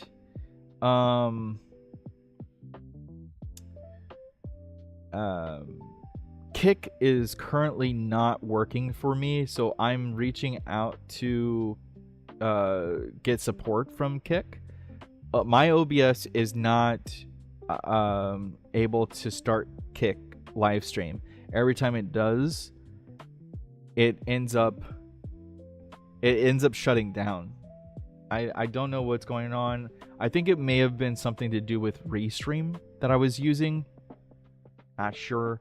Still working out the technical difficulties with that. So we're going to remain here on YouTube for now until we can get the gaming pushed over to Kick specifically, or being able to do both. It's going to be a lot to kind of ingest over time, but bear some patience with us. We'll be able to get around to it. Remember that today's stream, Yumi and Mr. Coffee, is going to be extended. It's not just going to be the 3 hours that we normally do from 6 to 9 or 9 to 12 Eastern. It's going to go all the way through 11 Pacific, 2 p.m. on the East Coast. And the reason that we're doing this is because it is a special occasion of the day, and a lot of people just were not going to wake up early to get their cup of coffee. And I hope you are enjoying your own cup of coffee. Tell me in the comment, what are you currently drinking? Are you drinking a specific type of coffee, or is it kind of like your basic blend for the day? Mine is cappuccino espresso. I almost said espresso. I was trying to keep myself from saying it, and I almost said it anyways. Espresso mix from our little machine that's in the office here, but it is tasty nonetheless, and well, as long as I can keep it drunk. I do want to get one of those. I tell you what, if you help support me directly, in the upcoming weeks, we're gonna have a donation spot for everybody to be able to donate straight to the live broadcast instead of just like to Cyber Studios, but like to me in general. A coffee mug that has like a coaster that I can put the mug down on that keeps the coffee warm. That would be cool. And stirred, if it's out there. I hope it is. I hope there's one that's out there that keeps it like kind of moving to keep like the cream good. But do let the adventure begin and enjoy the cup of coffee with me. If you like the music that's been playing, it's been the same song over and over on loop in the background. But it is part of our Suno collection. I am a Suno artist, and I do build music from Suno for the live stream. So yeah, YouTube, you can't block or silence my music. You can't. That's my music. That's my music. I licensed it out to my own self. I didn't really license it out to myself, but I'm not allowed to use it as much as I want. You aren't, but so that was a good power move by utilizing Suno for live streams. Gives it a nice little fresh taste, you know, just like your cup of coffee. Gives you a nice little fresh taste in the morning. I'm going to move into talking about some people that I lost along the way. You know what? I don't know if I could. I really don't want to talk about the personal business of other Marines that I served with directly, because, you know, I never really had that relationship with them to know. But I do have a lot of brothers and sisters in the Marine Corps and out of the Marine Corps currently, and retired from the Marine Corps that I love and miss.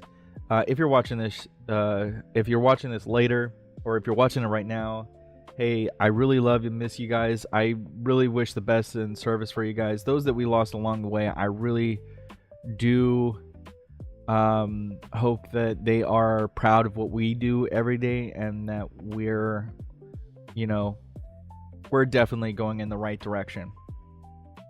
I'm actually looking at a few Marines on Facebook. There's a lot of notifications going on right now.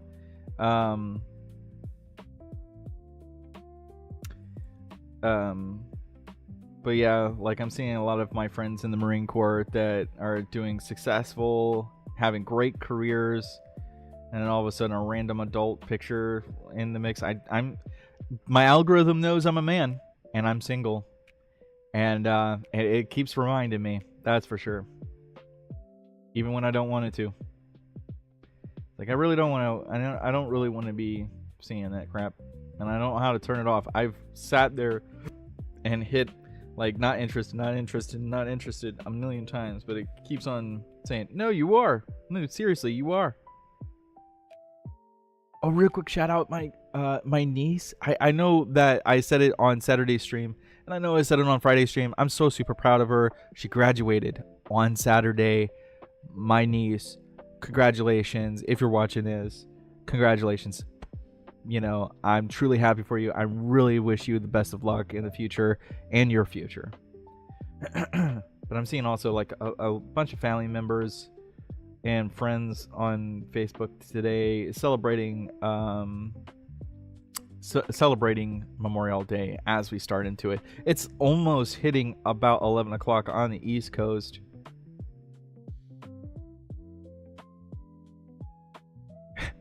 like my face. What am I reading here? I'm starting to become that old where I'm starting to make faces when I'm starting to read things. Like it's gotta be far away. I gotta do the intense look. I've gotta squint my eye in a certain. I've gotta position my shoulder down the line. That's ridiculous. I'm being ridiculous. How can I be so ridiculous?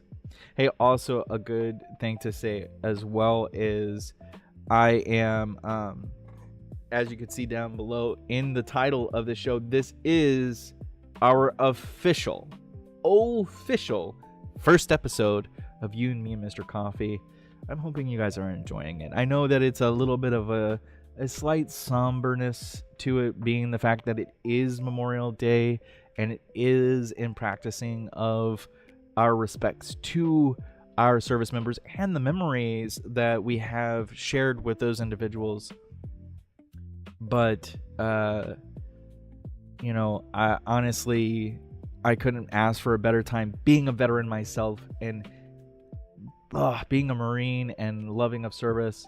I couldn't ask for a better day to have with you, me and Mr. Coffee. Thank you so much for joining me during this adventure today. And it's going to be a long one. It's not normally this long. I want to remind everybody this. It's normally from 6 a.m. to 9 a.m. Pacific, 9 a.m. to noon on the East Coast. But today it's going to go all the way to 11 Pacific, 2 on the East Coast. So it's going to be a long stream today. A really long stream today. Hopefully I can keep myself active on it. Like I hope I don't lose energy along the way. It's kind of hard to do when you got your veins pumping through with lots of Java. But we'll find out. We'll find out. For sure. And I get to be silly on camera. I want to thank everybody also, real quick, I want to take the time. If you're watching this now, if you're watching this later, if you're watching this somehow in the past, I don't know how you can do that, but, you know. It's a universe that's infinite, just saying.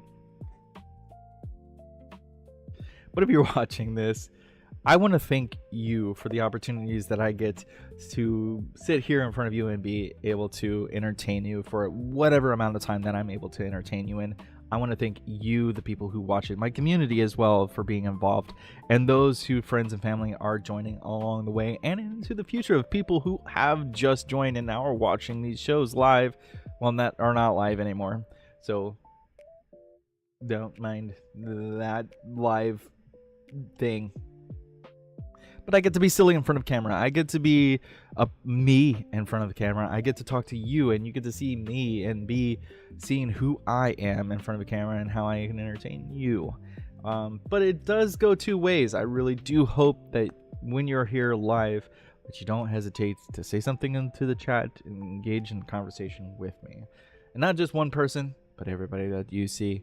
Don't hesitate to say something. And if you're that kind of person, and there are people out there that get a little angsty, a little tense about ever typing something into the chat, that's okay. All I ask is a hi, and I will say hi back. That's all. I just want to know that you're there. Also, I want to know who's actually human here and not some bot watching in and part of some scam network or even YouTube trying to look in on me. So it gets kind of an accurate tell. Also, if you guys don't know, analytics, whenever you go too long into a stream and there's just no engagement, it actually negatively affects the stream and how it's being promoted. So that engagement is kind of very important, if you didn't know. So if you're here, try to engage with me at least a few times. It would appreciative, and I'm definitely going to engage and entertain you back. So beat that dead horse. I've beaten it. Nay. Why? That's...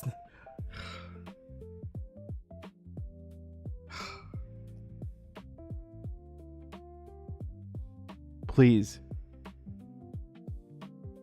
Feel ashamed of me. It's okay.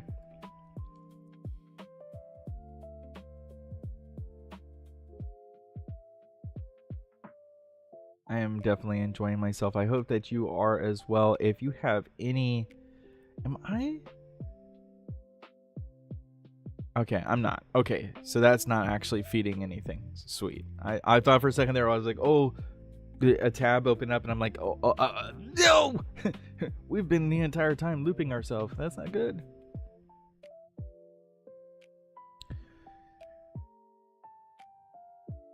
I did not...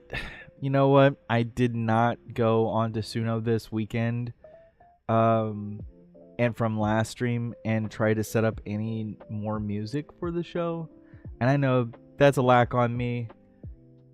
Really sorry about that. I definitely will do better about that in the future, and there will be more music played for Wednesday's show and Friday's show. So the gaming episode and the next Yumi and Mr. Coffee season 1 episode 2, that will definitely be going on Friday with good music and music that actually carries on instead of looping the same thing over and over and over again. Oh.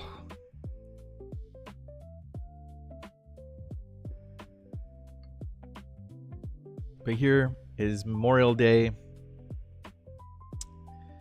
I'm definitely... to be honest, and let me be really honest, it's a really hard day for me, to be honest.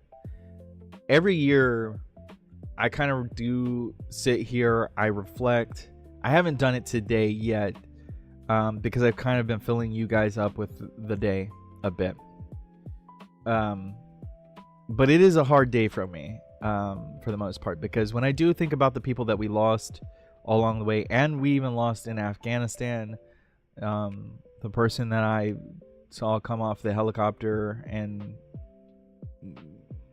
yeah, it's rough to remember those people who served and gave the ultimate sacrifice in order to...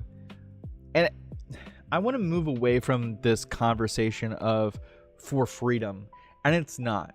It's the fight against tyranny. It's the fight against ridiculousness. Knowing that there's a person being evil for an evil and evil reasons, that are not being an intentionally good person at great magnitude. Like, that's what we were doing. When my brothers and sisters that did fall in battle, those individuals weren't fighting for the concept of freedom. It was the concept that there was bad people doing bad things, and that had to stop. We were policing ourselves, Earthlings, or Terrans, if you actually call our planet for the actual name that it is. A lot of people think that our planet is called Earth. It's not. That's the soil that you pick up is Earth. Our planet's actually called Terra. You guys didn't know that. Mercury, Venus, Terra, Mars, Jupiter. I want to kind of make that infectious moving forward. That's my science, geeky side coming out. But to really remember veterans as they were upon their death, it wasn't a fight for freedom in that propaganda. It really wasn't. It was a fight against a tyrannical person, a fight against an evil, fight against a person that is intending to do bad. And that has been the narrative since Vietnam. Since before Vietnam. Since World War II, World War I. Every conflict that we have gone into has been in not the intention entirely of, the politician or probably the senior, official, but the ground level, the people that actually die in those moments. Freedom is not on the mind. Freedom is the overall encompassment of the reason why we're doing what we're doing, is to ensure and that freedom is never taken away by people that are potentially in that same fact, or even the freedoms of the people that we're serving for, that we're there in their nation for, like the Strait of Hormuz currently right now. We are only in that ocean and in that situation because we knew Iran would use and abuse that situation, and let the facts state it. I'm not going to get into politics. I don't get into politics in here. I know this is a subject that can kind of bridge that space, but just go and familiarize yourself. And the people that have lost their lives this year already during that operation, not just the Americans, all the other services, we're fighting against a group of people that think it's okay to terrorize the rest of the world and weaponize militia groups that hold human life to no regard. No due regard to human life whatsoever. And the only reason why they want nuclear weapons is because they want to be able to use it as a means of leverage to their evil wills. And will use it. Not just have it as a deterrent, not have it as a means of protection against foreign bodies that may enter Earth's atmosphere and kill people, kill us all. They want to use it. It's true. And those people lost their lives under that circumstance of understanding that it wasn't this big act of waving the American flag and yelling out like William Wallace, freedom. It's the long-term goal of securing freedom, but in that moment it's about the operation in which they're in. It's really important to remember that for all of your fallen friends and family members that did fall in battle, what were they there for? And don't get mad because it wasn't something you believed in. They believed in it. They were there. It mattered to them. And whenever they lost their life, it should matter to you too, that they cared that much, and honor them that way and moving forward and living your life. living your life in the best way that you can possibly do. That's what all of us veterans want in the end, is for our citizens to live their life as honorable and intentionally good people. And that's the way to respect freedom and respect those who lost their life and that we honor today. All right, that was a bit preachy. I'm sorry. But it's true. And relevant for the day. Okay, I'm trying to look at some of my talking points. And speaking of Operation Epic Fury, I do want to recognize the people that did lose their life during Operation Epic Fury. Starting with March 1st, 2026, Sergeant Benjamin N.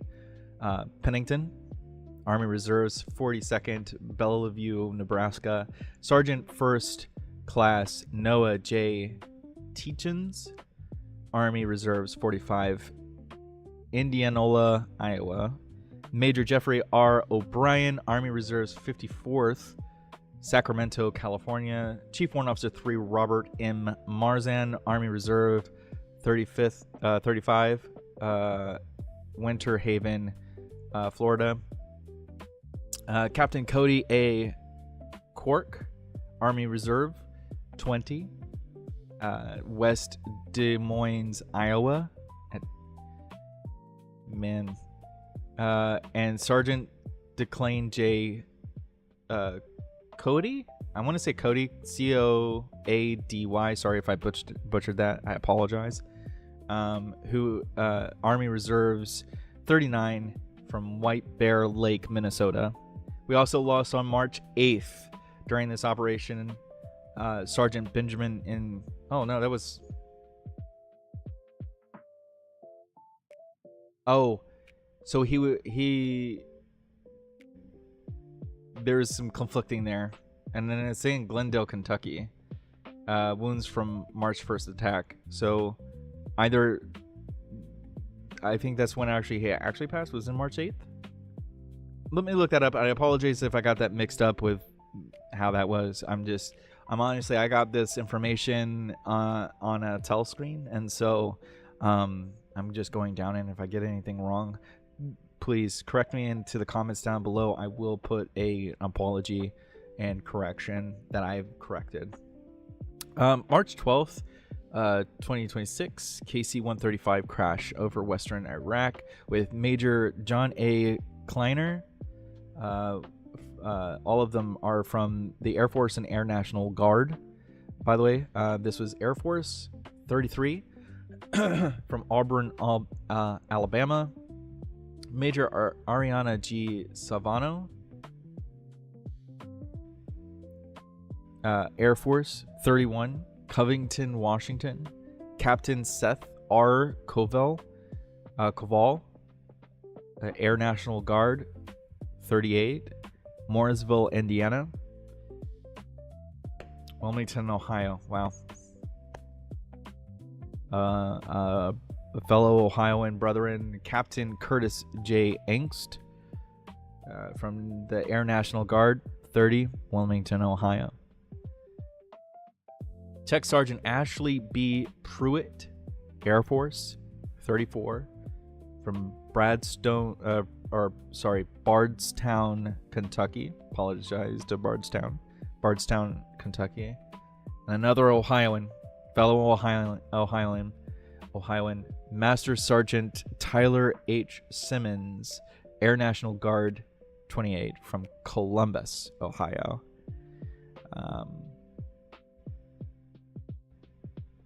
The youngest was 20 years old, which was Captain Cody Cork from Iowa. He was 20 years old. Where was I when I was 20? You know, I was just joining the Marine Corps when I was 20. I actually turned 21 in boot camp. And that's a funny story too. Not to take away from these people, but I actually choked on a sandwich in boot camp after getting all 4 wisdom teeth pulled out. And it was a mistake, obviously. My drill instructors didn't mean ill will behind it. They're rushing around. They have all these Marines to deal with, and they're also having to deal with now their Marines having their wads of cotton in their mouth, and that just got their wisdom teeth pulled, and so they lost their minds for a minute. And they're human. It's okay. They may be Marines, but they are human, and it gave us who got late chow and had our mouths have full teeth pulls, gave us sandwiches and told us to deal with it. And so here I am, I'm trying to eat my sandwich, and my mouth is still numb, and I start choking on a sandwich. And Staff Sergeant Perry, my senior drill instructor, saved my life, and he came out and gave me a Highland. I remember Recruit Leslie was brilliant in this moment, because he looked over, he heard the noises, he could see that I'm struggling to breathe, and he goes, sir, I'm sorry, I can't go. He's choking. Like, he couldn't hold the bearing. He's like, he's choking. Like, oh crap. And my senior drill instructor didn't hesitate. He grabbed me from behind, he lifted me up, he gave me the Heimlich, and my sandwich came out of my mouth along with other bloody wads of cotton. He put me back down, and he looked at me and was like, seeing what was going on, and the first thing I heard was, "The F was that about?" And he turns over and yells, "Drill instructors!" And he yanks all the drill instructors inside the hut, and just, you could hear Staff Sergeant Perry's voice. He was an admin guy too. He was a pencil pusher before being an amazing drill instructor. But his voice, he had a voice that would rock your bones.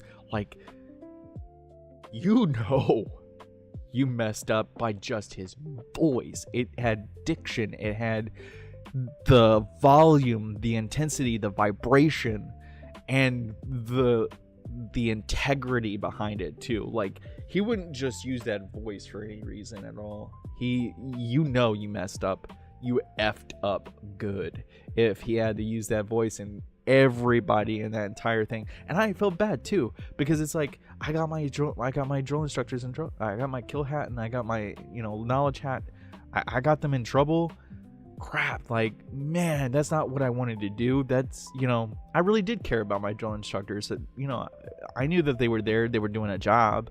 I didn't want them to get in trouble. I didn't want to be the reason. I didn't want to be a stupid individual eating a sandwich when I shouldn't have been and get them in trouble. I could have denied it. I could have, requested soft chow, but I didn't.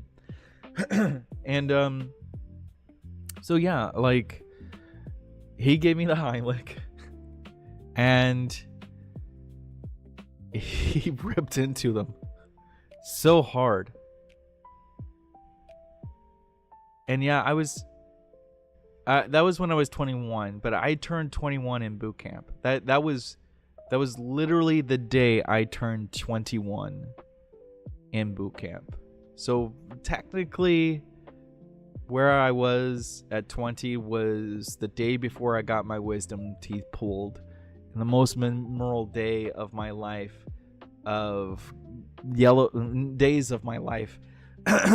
Even before that, like, I really didn't have much memory of what I was doing. I was just kind of going through the motions, going through different jobs, and just trying to make something of myself that I could respect, and even getting to working at McDonald's. But really, getting into the Marine Corps was the highlight of my life in 2008, and that's the one that sticks to me as being 2021, and yeah, choking on a sandwich. That's where I was. Wow. But a young man like this, Captain Cody Quirk from Iowa, gave his time in service, and he died. 6 of them died in the same drone attack as well for the other people on March 1st. They were Army Reserves. Some say they're weekend warriors, but I'm going to tell you what, you are no longer the weekend warrior when you're out there. When you're out there working, and that's not weekend warrior for me. That's you are actively being in the moment and doing the best that you can possibly do, and I give them a bunch of pride. And they called they gave everything. That's for sure. If you guys don't know what a KC-135 is, it's a refueling aircraft. It's one of the most widely used refueling aircraft by the Air Force, and is really the backbone of why we can even do air operations for the most part. Not so much the backbone, but it is when it's being utilized, it's providing great support to those who are in there.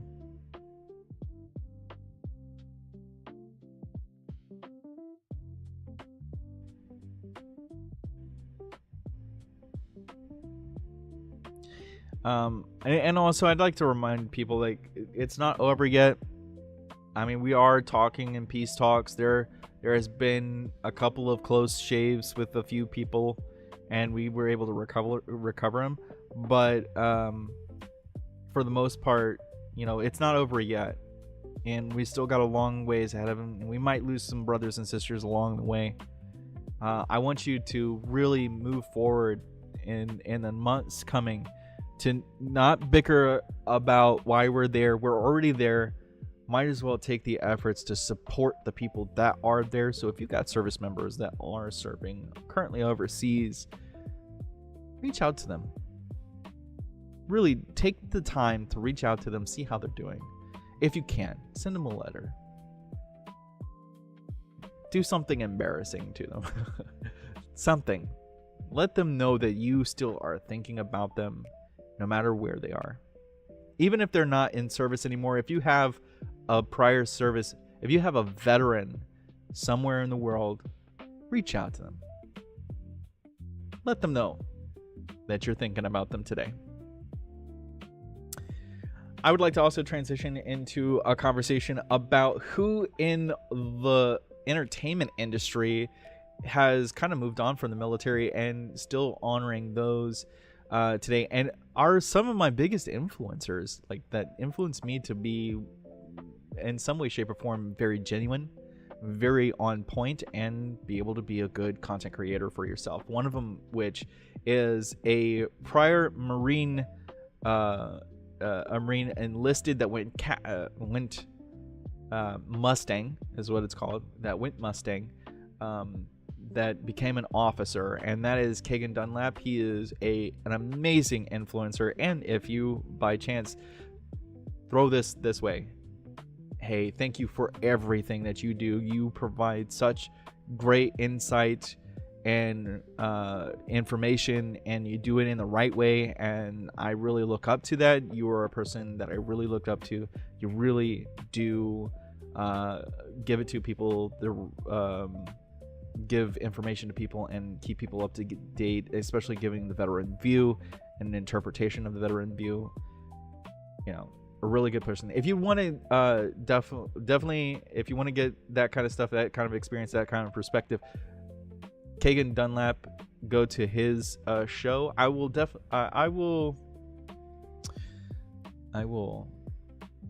just look him up, Kagan Dunlap. Look him up.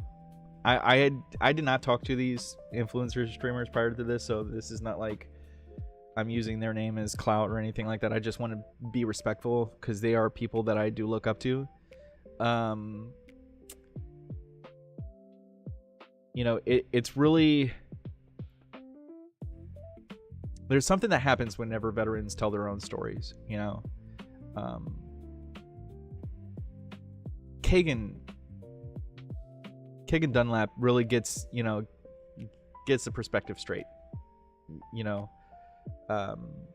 He's really really good at military culture and good storytelling, and inspires me to do the same thing, especially whenever it comes to here and you and me and Mr. Coffee and making this an episode worth watching, not just for today and live today and being part of the journey and saying hey in the chat and so forth like that, but also down the road, like, I inspire to do it right like he does. When I said before that mantra that I have, sweat motivation, breathe dedication, bleed the esprit de corps, when you watch Kagan Dunlap, he embodies that. He hands down embodies that. And I watch him as much as I can. He's in my feeds. I definitely encourage you to have him in your feeds as well. Another veteran influencer that I like to that I want to give a little wave out to is Nico Ortiz. Hilarious.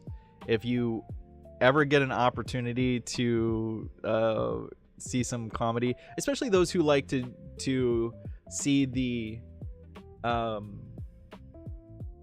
multi-personality skits, Nico Ortiz, he's funny, he's hilarious. You gotta like the military humor, because it's not for everybody. Military humor is not for everybody, but he puts it out there pretty good and hilarious a lot of times. So, but you have to look at it as a comedy point of view. Do not sit there and read too deep into anything.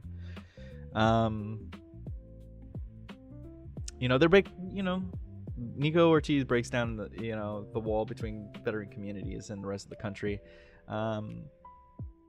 which matters, especially right now during these times and these hard times. I'm telling you, like, I think we're at the moment where, especially today, remembering those who really sacrificed and really pushed for change for the better, the veterans that did that, and the veterans that you see actively providing service to the people today in politics and so forth like that.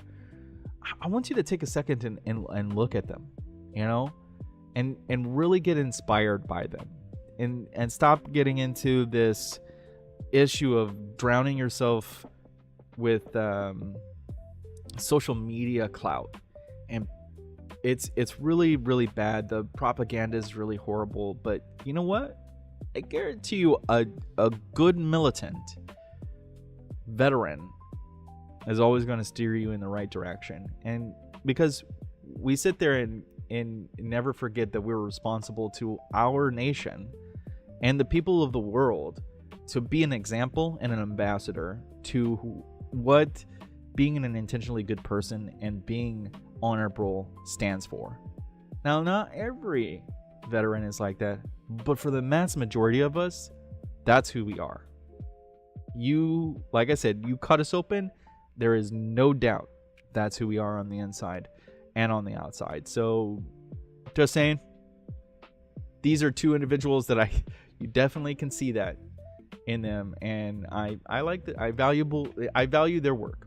I value their efforts in bridging and that perspective in there. A couple of other veterans that are in the entertainment industry that a lot of people don't know that were in there. I think a lot of people know about Adam Driver. Is a Marine, enlisted after 9/11.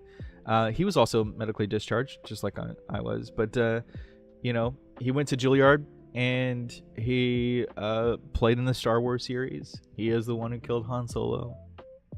But he has more than just the Star Wars.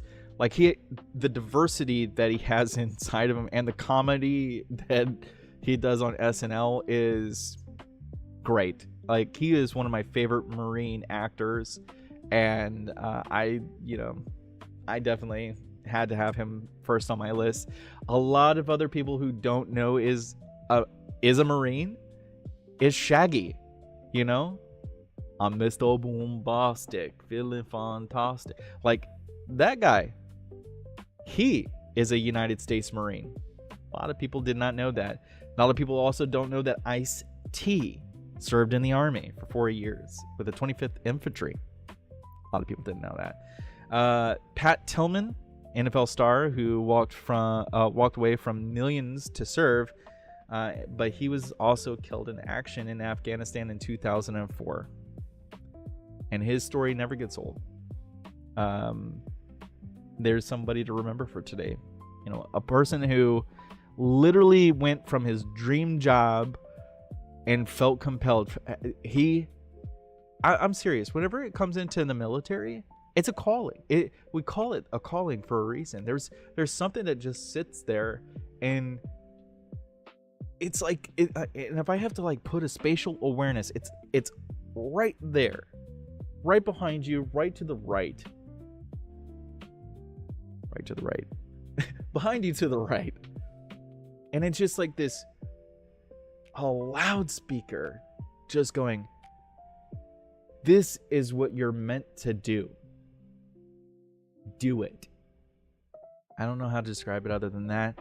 And you know what, Pat Tillman, he was one of those people that answered the calling, and he unfortunately lost his life in Afghanistan in 2004, which everybody remembers. And even whenever I grew up in the Marine Corps culture, he was one of the people that everybody that we studied. We studied Pat Tillman, and and that's the thing about Marines too, and growing up in the Marine Corps, is we are very much historians in the Marine Corps. It was something in our culture that I grew up with, was you are a military historian, in understanding the military science. And so you really you were a person that was taken more seriously if you were able to understand the history and embody the lessons learned from it. And you know, Pat Tillman served honorably, and he was really one of those greats. Rob Riggle, USMC vet. He was a reserve lieutenant colonel, deployed to Liberia, Kosovo, Afghanistan, and then he became a comedian actor. A lot of people don't recognize him for that reason, but he's still I don't think he's still active in the reserves today. But while he was acting and starting his career out, he definitely was in the Marine Corps Reserves and is a lieutenant colonel. That's a commanding position. If you didn't know that, that's a commanding position. So that's one before colonel, captain for the Navy. Big deal. Yeah.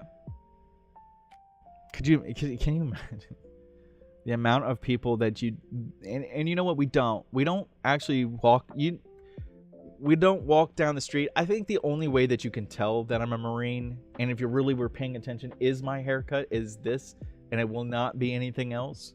I do get that lineup done, and 0 to 3 evenly graduated as best as I can get. That's my hairdo, man.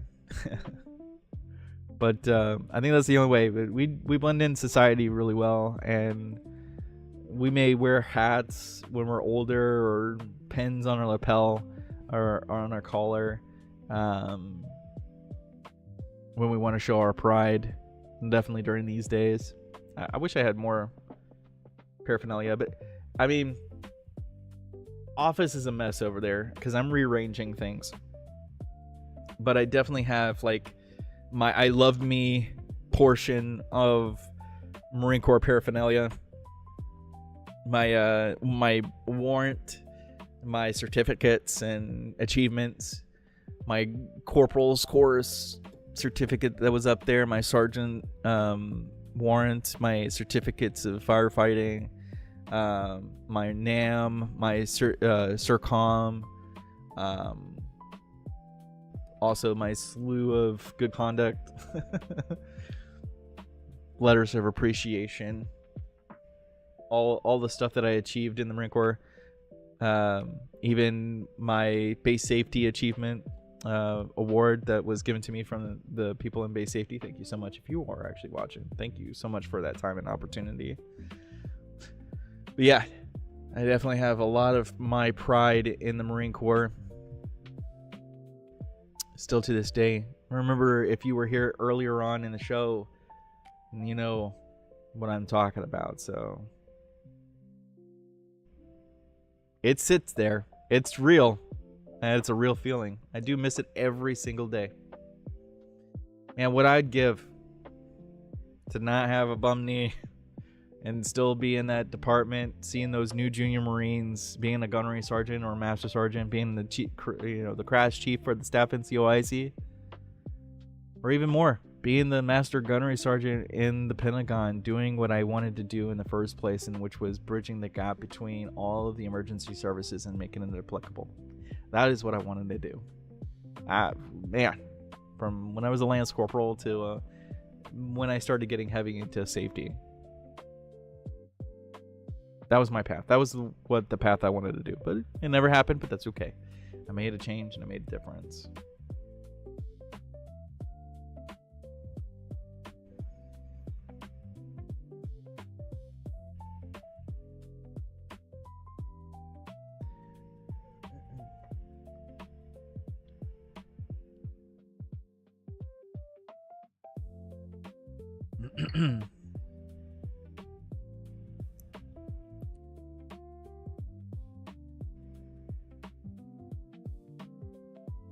You know what? I would also like to open it up to anybody who has served. If you're watching this right now and it's later, put down in the comments down below,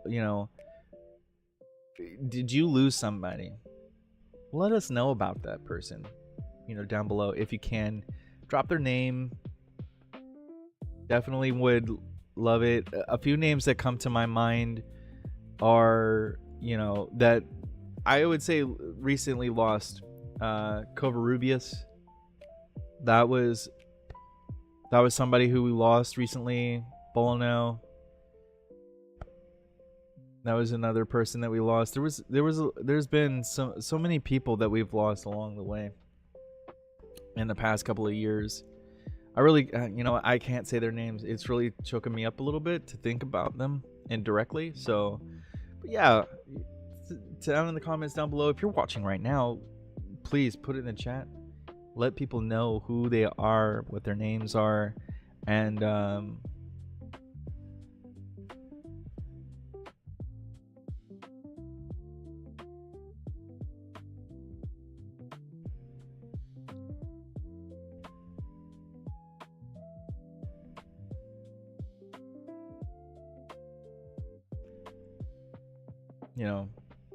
let us be able to honor them today and in the future.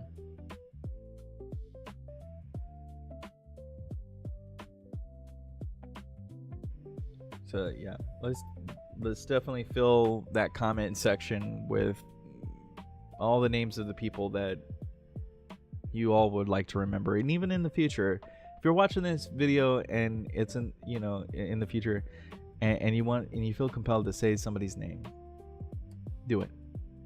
This is the place to be able to feel comfortable with doing it. And even as our first episode, it will honor us to have their names here. One person that comes to my mind is my grandfather. Died many years later, but he served proudly and got out proudly. But those who died in the line, I really,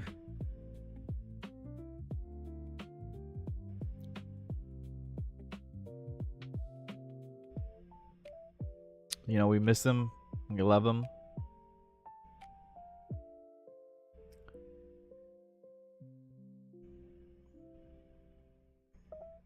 We only want the best for friends and families as well.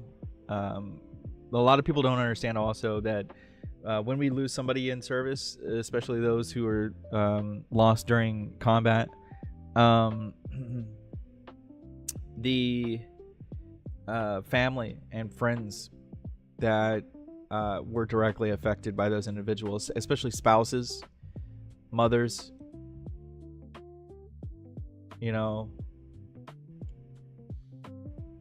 fathers losing their special gift in life,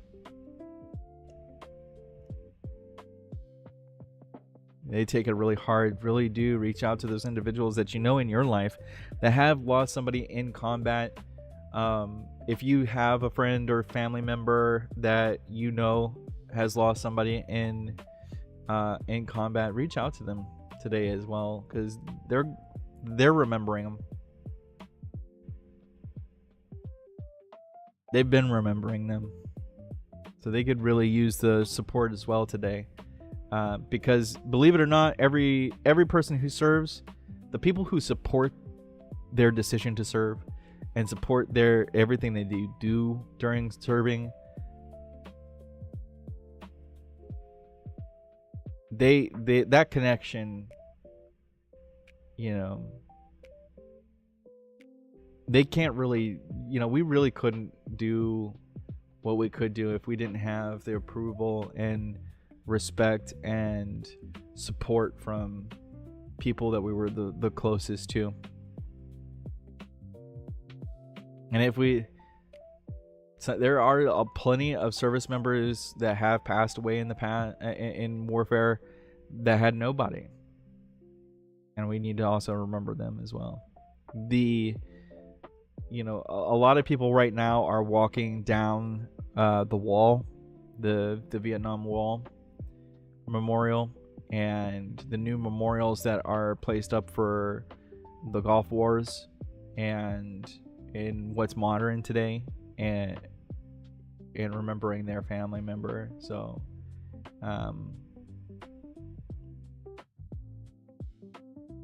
you know, millions. It's not just a couple thousand people that we've lost in service. Millions. Well, probably over a million. Not millions, but over a million of service members who lost their lives in war, and ever since our inception of, ever since the creation of the United States.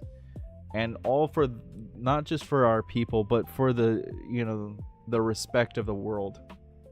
That's why everybody sees us. They're like, United States is the world 911 force.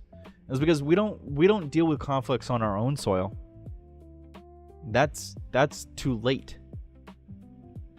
We deal with conflicts that are arising away from us to keep the fight away from our borders and keep the fight away from our lands. But sometimes it happens. 9/11. You know, which was, a lot of people don't know that, but 9/11 was the biggest fueler for a lot of citizens to join, and this citizen to become a Marine. And it wasn't just the fact that somebody had done a heinous thing to a lot of people. That could have been any situation. What inspired me, and especially inspired me to be a firefighter, was the people of service who, without fear, I mean, they had a lot of fear, but overcame all of that fear to go to a building that could collapse on them.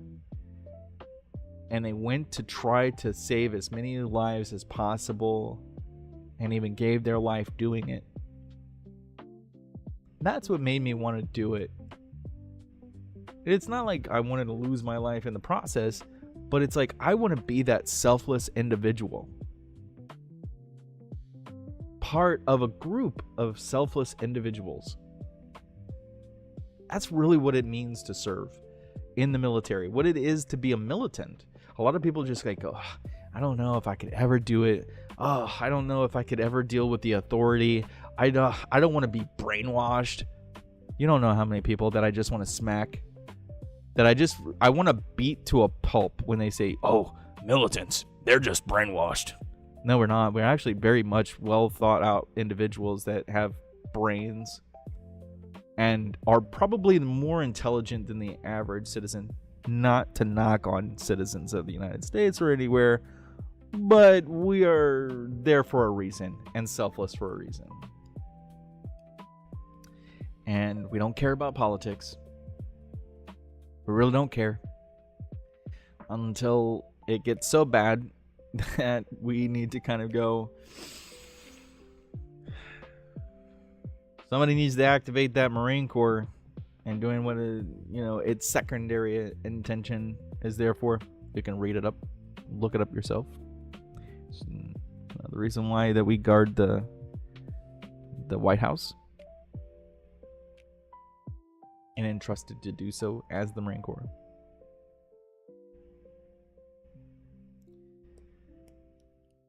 So many brothers and sisters that gave their life to not only just build this country, but build the morality of the world that we're in today. And we just, even veterans and those who are serving, we're sitting there and we're just happy to serve, happy to be there for the people. Even to this day, man, walk up to me, ask me, maybe not for money, don't ask me for money because I don't have it. If you're in need, I'll point you in the right direction. Even if I'm struggling myself, I'll still point you in the right direction. I'll make sure to follow up also with you and say, hey, how's things been? Because I care. And that's really what it is to be a service to people, because you're not just doing the job. You're doing the job and you don't expect anything in return, but you follow through with it. And that's what you entrust militants to be. People who not only are just going to do it, but they're going to follow through with it. Without a doubt. You believe in it. You don't have to even have a second thought. When a militant is going to go do something, it's going to get done. And it could be any branch. It's not just Marine Corps. Marines are just very notable to not ask too many questions and are very quick to do it. Even the dirtiest of jobs. I still to this day do believe that every private to lance corporal, every private first class, and lance corporal in the Marine Corps should be labeled as a WMD. Especially if they eat tacos.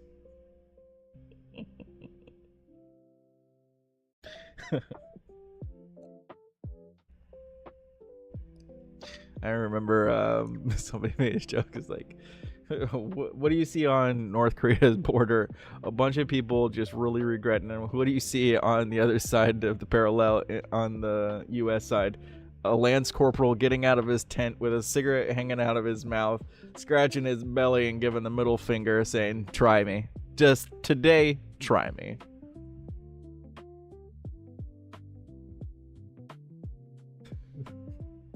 That's a warrior you want on the front line right there.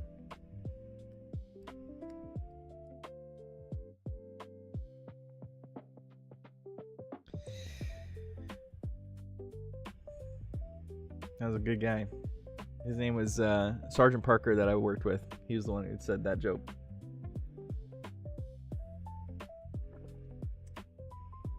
But it rings some truth in it.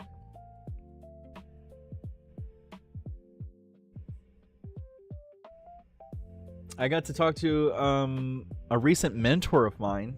I think he got out as a gunny or a master sergeant. I gotta double check with him. I think he's gunny. And when I got to North Carolina, I was a broken Marine because I really did have a rough time in my first 2 years in the Marine Corps. And not only was I had gotten really injured, but and that later was the foreshadowing of how I got out of the Marine, how I got put out of the Marine Corps. But he was a person that had experiences that I was going to be going through with, especially with my wife, or soon-to-be wife at the time. And him and his wife really took me under their wing. They really brought me into their life as a professional, son. I feel like I really looked at them as like parents. They're a little bit older than me, not a lot older than me, but they were a bit older than me, and they seemed to just have this infectious attitude of life, and treated me with great amount of respect as a junior Marine.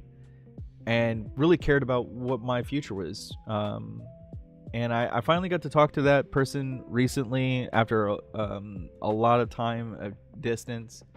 And it was really great to hear about how their life is going in that direction. I even commented on a Mother's Day post about her, about his wife, and because she really did feel like the motherly figure. They were actually there for my first son's birth. You know, they were the first ones there, and here I am. I don't know all the other different things that I need to do, and they go in and they just see how little treatment we're getting. You know, we're wrapped around, you know, our new son, and, you know, very happy about that. This is our position and perspective at the time. They come in and they're like, what are you doing?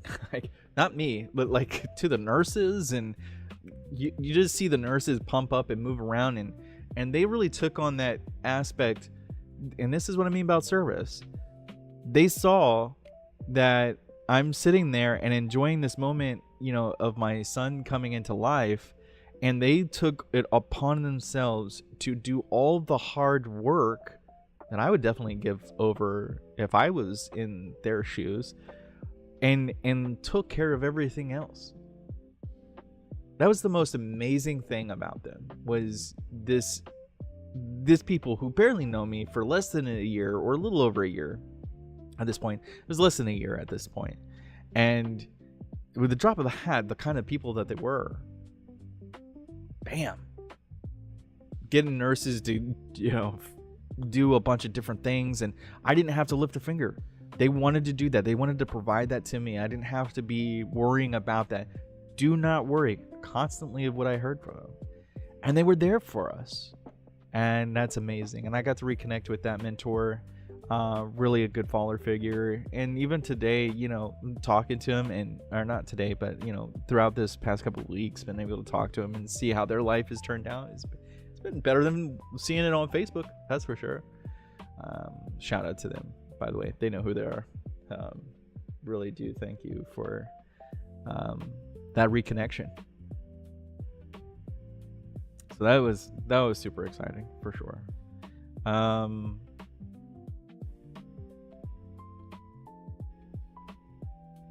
Just checking a few things right now.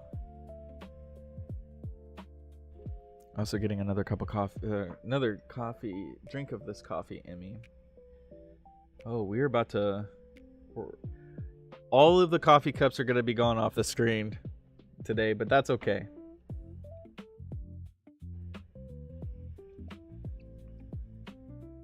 If you also have served and you're watching this, please say in the chat, or say down below in the description. Let me know. You know, you don't need to say your name, but you could say, "Hey, I served in this branch at this time frame," and with whatever shout out you want to have for your branch and service. I'm a Marine that got the luxury and experience of not only enjoying the rivalry between us, between all the branches, and enjoy it for, you know, the healthy purposes of the enjoyment. Like if you want to see the healthy look on it, Nico Ortiz is a really good example of a person who sees all the different branches for actually how it is, and shows the healthy rivalry between the groups. But I got to serve with some people in the Army, some people in the Air Force, some people in the Royal Air Force. So not just only American, but also Canadian, UK, Estonian, even the Afghani nationals, who got to work with some of the Afghan nationals. Really good guys. For the most part, for some really good guys. Other guys, kind of questionable, but you know.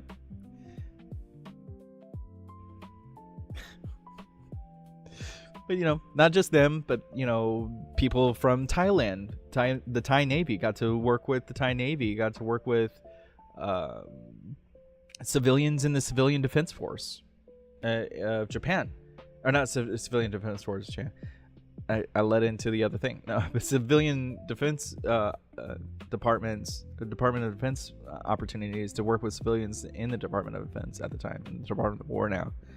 But like, the amount of civilians that I've served with is amazing. Got to work and do some cross training with the Japanese Defense Force. I even had my ex brother-in-law. He was in the Japanese Defense Force and served in the Defense Force. So. Again, like I said, part of a big conglomerate of people who have no problem serving for others. We are growing the channel a bit, and all the visuals that you do see here, they're going to get better over time. If you'd like to help support that effort, please hit us up on our website and help out. We have a seed funding going on currently right now, or a fundraiser going on right now that helps out in building our studio a little bit bigger and better, and this production bigger and better, and the big IP that we're trying to set up ourselves for, that is a lifelong dream of mine that I've been developing for over the past 15 plus years.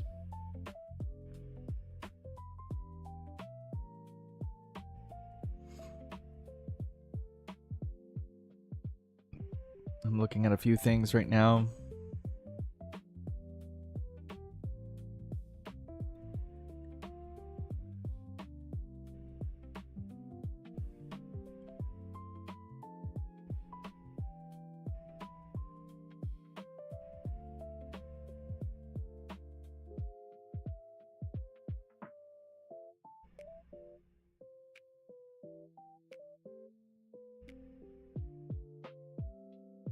Okay.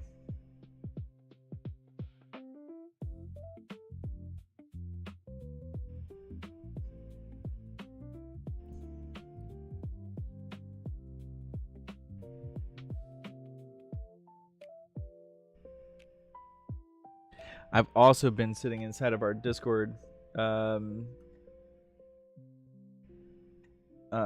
hoping that maybe some of the friends that wanted to come and join us today was going to join us, but I don't think they're gonna. I think they're sleeping in today, which is good for it. Everybody should enjoy a good sleep in. That's fine. If you guys are watching this episode later, please say down below that you comment down below how you've enjoyed the stream. We're gonna get better over time.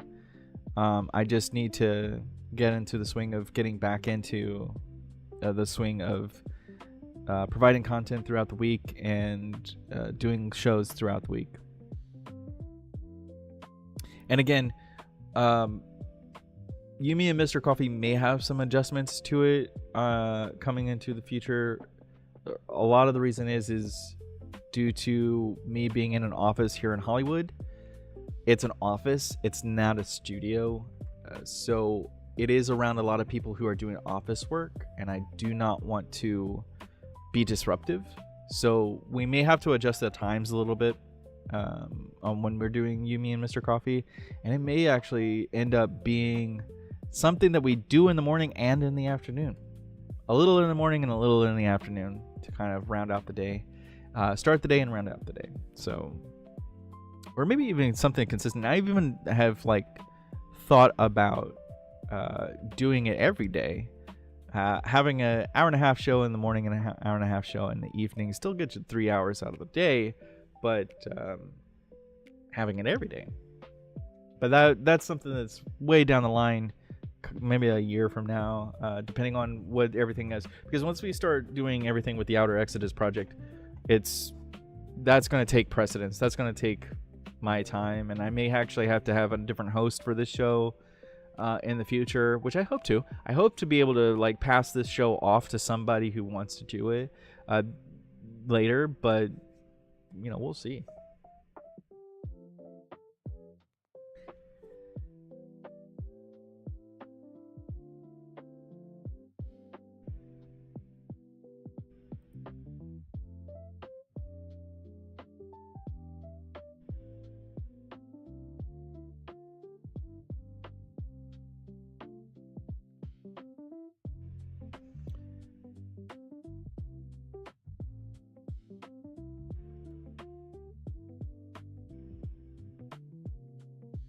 Just going back through my notes to see if there's anything that I might have missed we could talk about.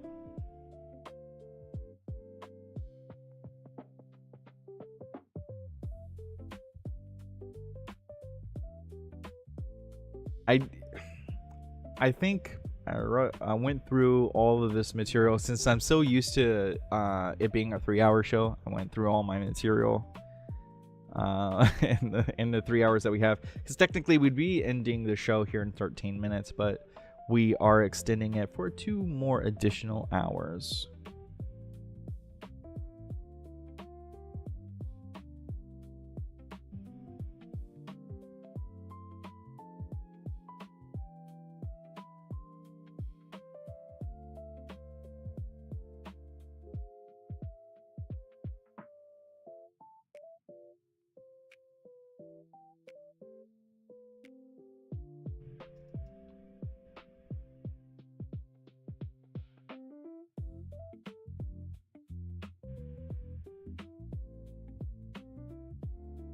Yeah, I think I've definitely burned through.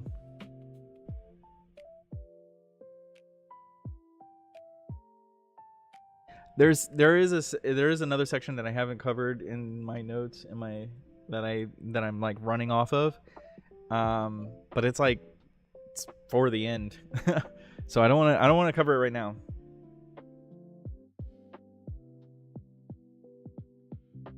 And that's all I really had left.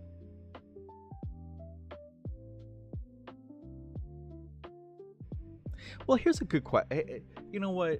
This just popped in my head. I'm going off script now. But, what was your earliest memory of Memorial Day? The first time you ever experienced Memorial Day. To be honest, my first experience of Memorial Day I was so young, I didn't know that it was anything to do with military. I actually thought it had something to do with golf. Golf was huge at the time I was little.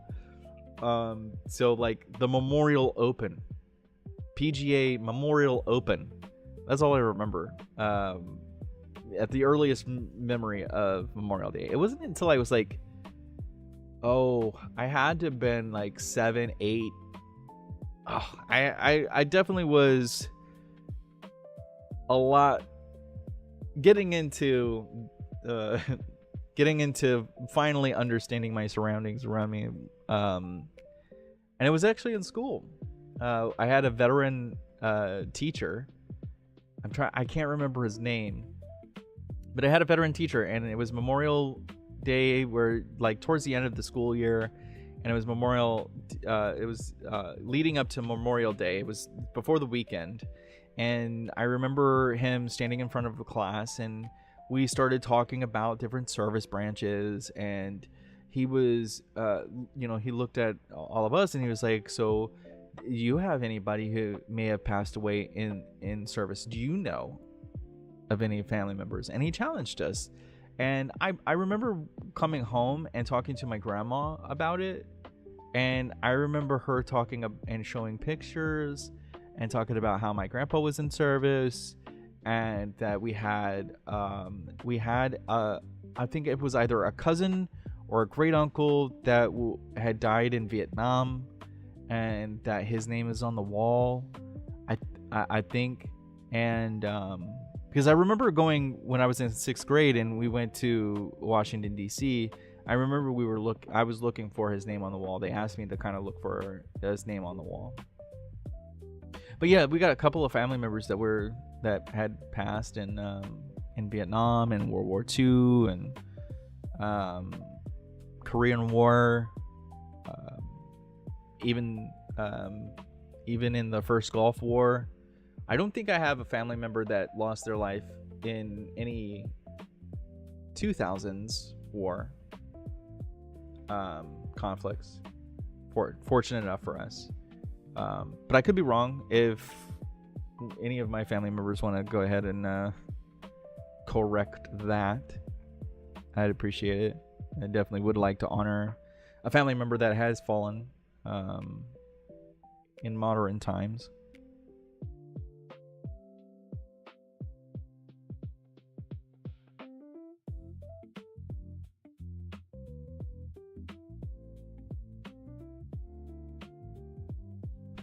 I do like how the industry is growing by the year on trying to get the military like period pieces and trying to like get the life of the militant, the service member. We've had a lot of like Navy SEALs, operators, those people and their lives getting glorified. Not to say that they don't deserve from the hard work that they do, and the ones that did lose their life in pretty heinous situations. I'm not downplaying that at all when I said that. After listening to myself, I could totally hear it, but that was not my intent. My intent is basically like the entertainment industry. Some of the people that really do care about the image of the militant and that perspective, I really do like We Were Soldiers. That felt real-ish. Pretty real. Some drama in it. That kind of like was entertaining, at least. Would have never happened, but possibly some lightness of it would happen. Likeness of it happened, but there's a lot of dramatization that happened in the movie. But for the most part, the atmosphere was good. The atmosphere was right. Modern movies and stuff are kind of getting it right. It's whenever they... Oh man, I'm going to touch on a subject that's probably not going to go well, but it's the truth, and I'm compelled to be untruthful about this. There has been some TV series that came out, especially on certain platforms, that are depicting militants, especially Marines. One show in particular that is about Marines that... No. Absolutely not. Nope. This Marine doesn't approve. Definitely got it all wrong. 100%. Nope. But there are a lot of people who are making great efforts in the industry. I don't want like those shows to ever deter people from like really seeing the military for what it is. There are some people who really take great effort and pride in trying to reflect on what that image of a militant is and the accuracy behind it, and giving great respect to it. And over the years, even in the modern times, and over the years, and we do honor those individuals who do that. If people don't know that, like, you can become an honorary Marine just being an entertainer and portraying military and being there in our corner and being an active voice for us. Yeah, you can earn to wear our uniform.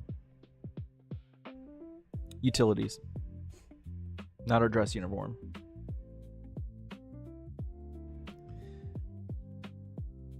And we actually lost somebody this year. There's somebody, civilian, honorary Marine, that we lost this year. Chuck Norris. Man. I give it up to my community, though. We did have a great amount of fun honoring him and telling Chuck Norris jokes for a few weeks, actually. We had just, it's a library of Chuck Norris jokes that are sitting inside of our Discord in a thread. So definitely something to watch, look for, go read.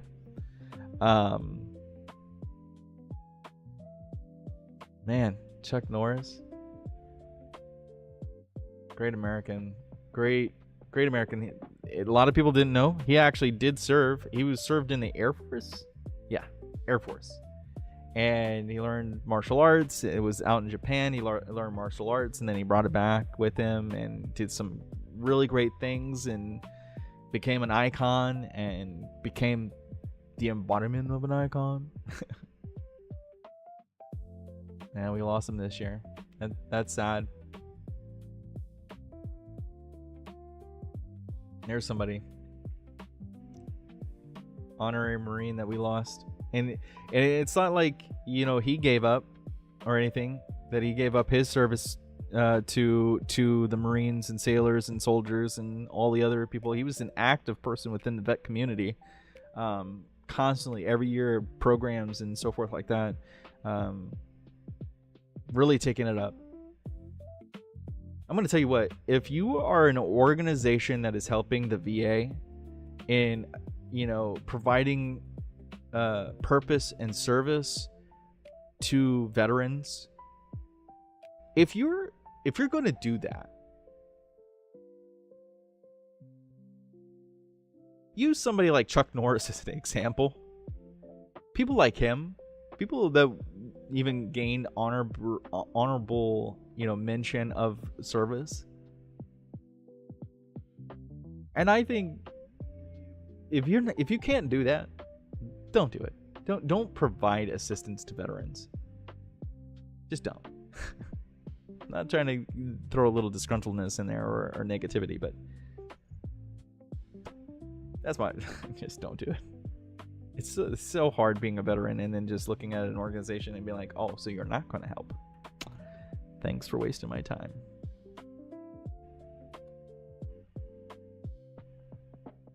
But man, what a great Chuck Norris. I mean, we also did lose somebody just recently in the racing field too that deserves note. He's not a veteran, but he does deserve note, is Kyle Busch. We just lost him. He is at 41. I am almost 40. Folks, I'm almost 40. That guy is 41. Was 41. Really? That's scary. But then you look back at this, like I said before, this young man, captain, an officer,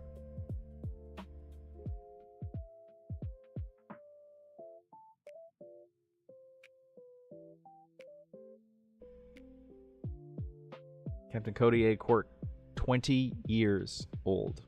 Captain. Mind you, 20 years old and a captain. That's an 03.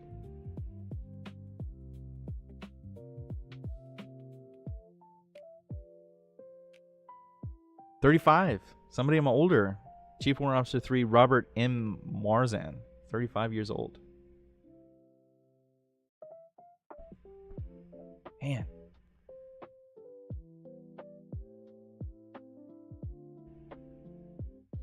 Some of these people, I'm older than all the mass majority of these people. I'm actually older than a lot of these people that we lost during the KC-135 crash,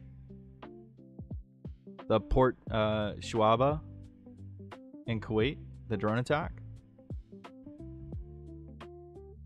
I'm older than some of these people, and I'm blessed for that. That I've been able to be in a situation of life where I can live as long as I have, and these people who have not been able to have that opportunity, they gave that ultimate sacrifice, and truly blessed for that.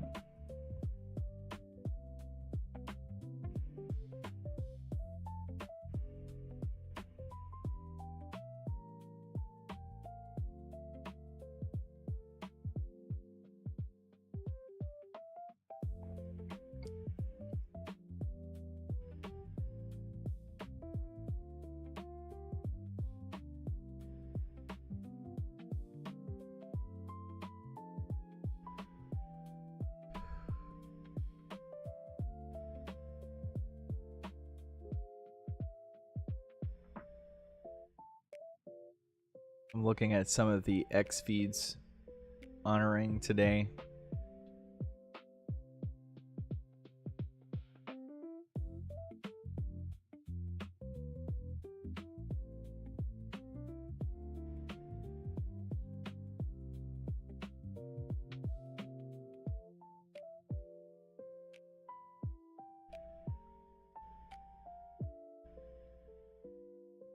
And I think the biggest thing, like in Discord, I posted earlier today, and I want to quote from this is, Memorial Day isn't a day off.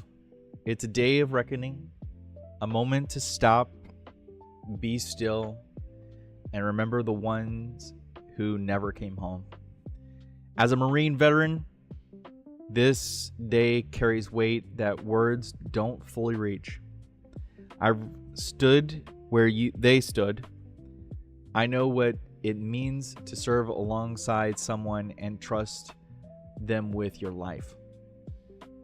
And some of those people aren't here anymore, and they deserve more than a long weekend. To every fallen service member, every brother and sister who gave the last full measure, we see you, we remember you, we carry you forward. Semper Fidelis, always faithful. Not just a motto, a promise. And that's how I truly feel. And especially like, we carry you forward. And honestly, the best way to remember us, or remember our fallen, is to live your life the best you can, being an intentionally good person and living an honorable life. That's what we really beg out of our people, the people we serve for, and the reason why we serve for. Live life. I know it sounds preachy, but hear me out. Live life at the fullest as you can. Even if it's hard to do and it's a hard time, be an intentionally good person. Live honorably. Bring that culture forward. Teach your children that culture.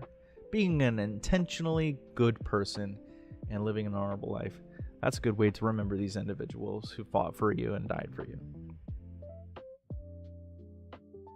I was going to fill out to see how the stream was going to go, and I know I said it multiple times. We're going to push it all the way to 2, but for the East Coast, 11 for us. But I'm looking at the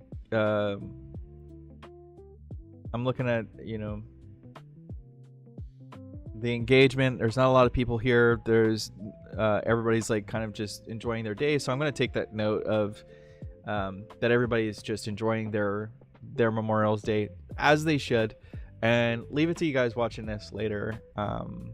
But I hope you guys enjoyed the show.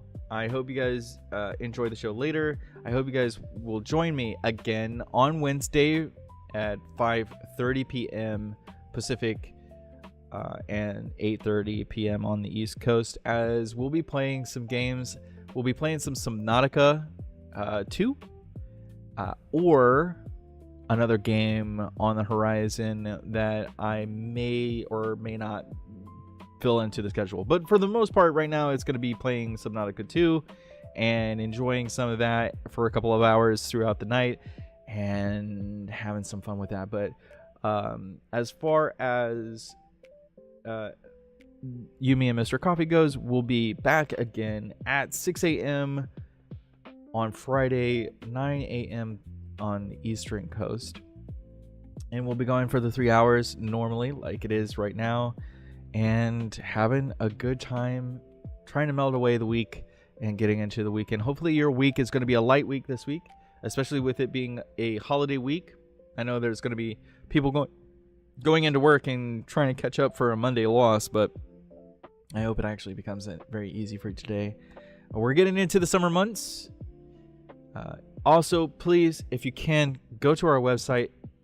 If you can't support us financially, reach out to other people. Send people that you know that could or could not, or at least can spread the word a bit more for our studio's development, and as well as our new IP, which is The Outer Exodus. Take the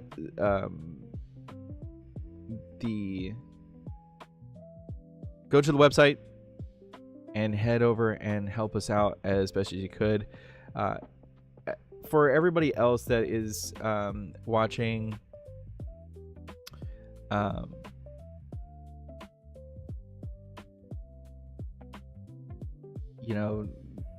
all your support coming here and spending time with us and really having a good time during it. Thank you for those who have been in the chat and have said a few words. I appreciate it.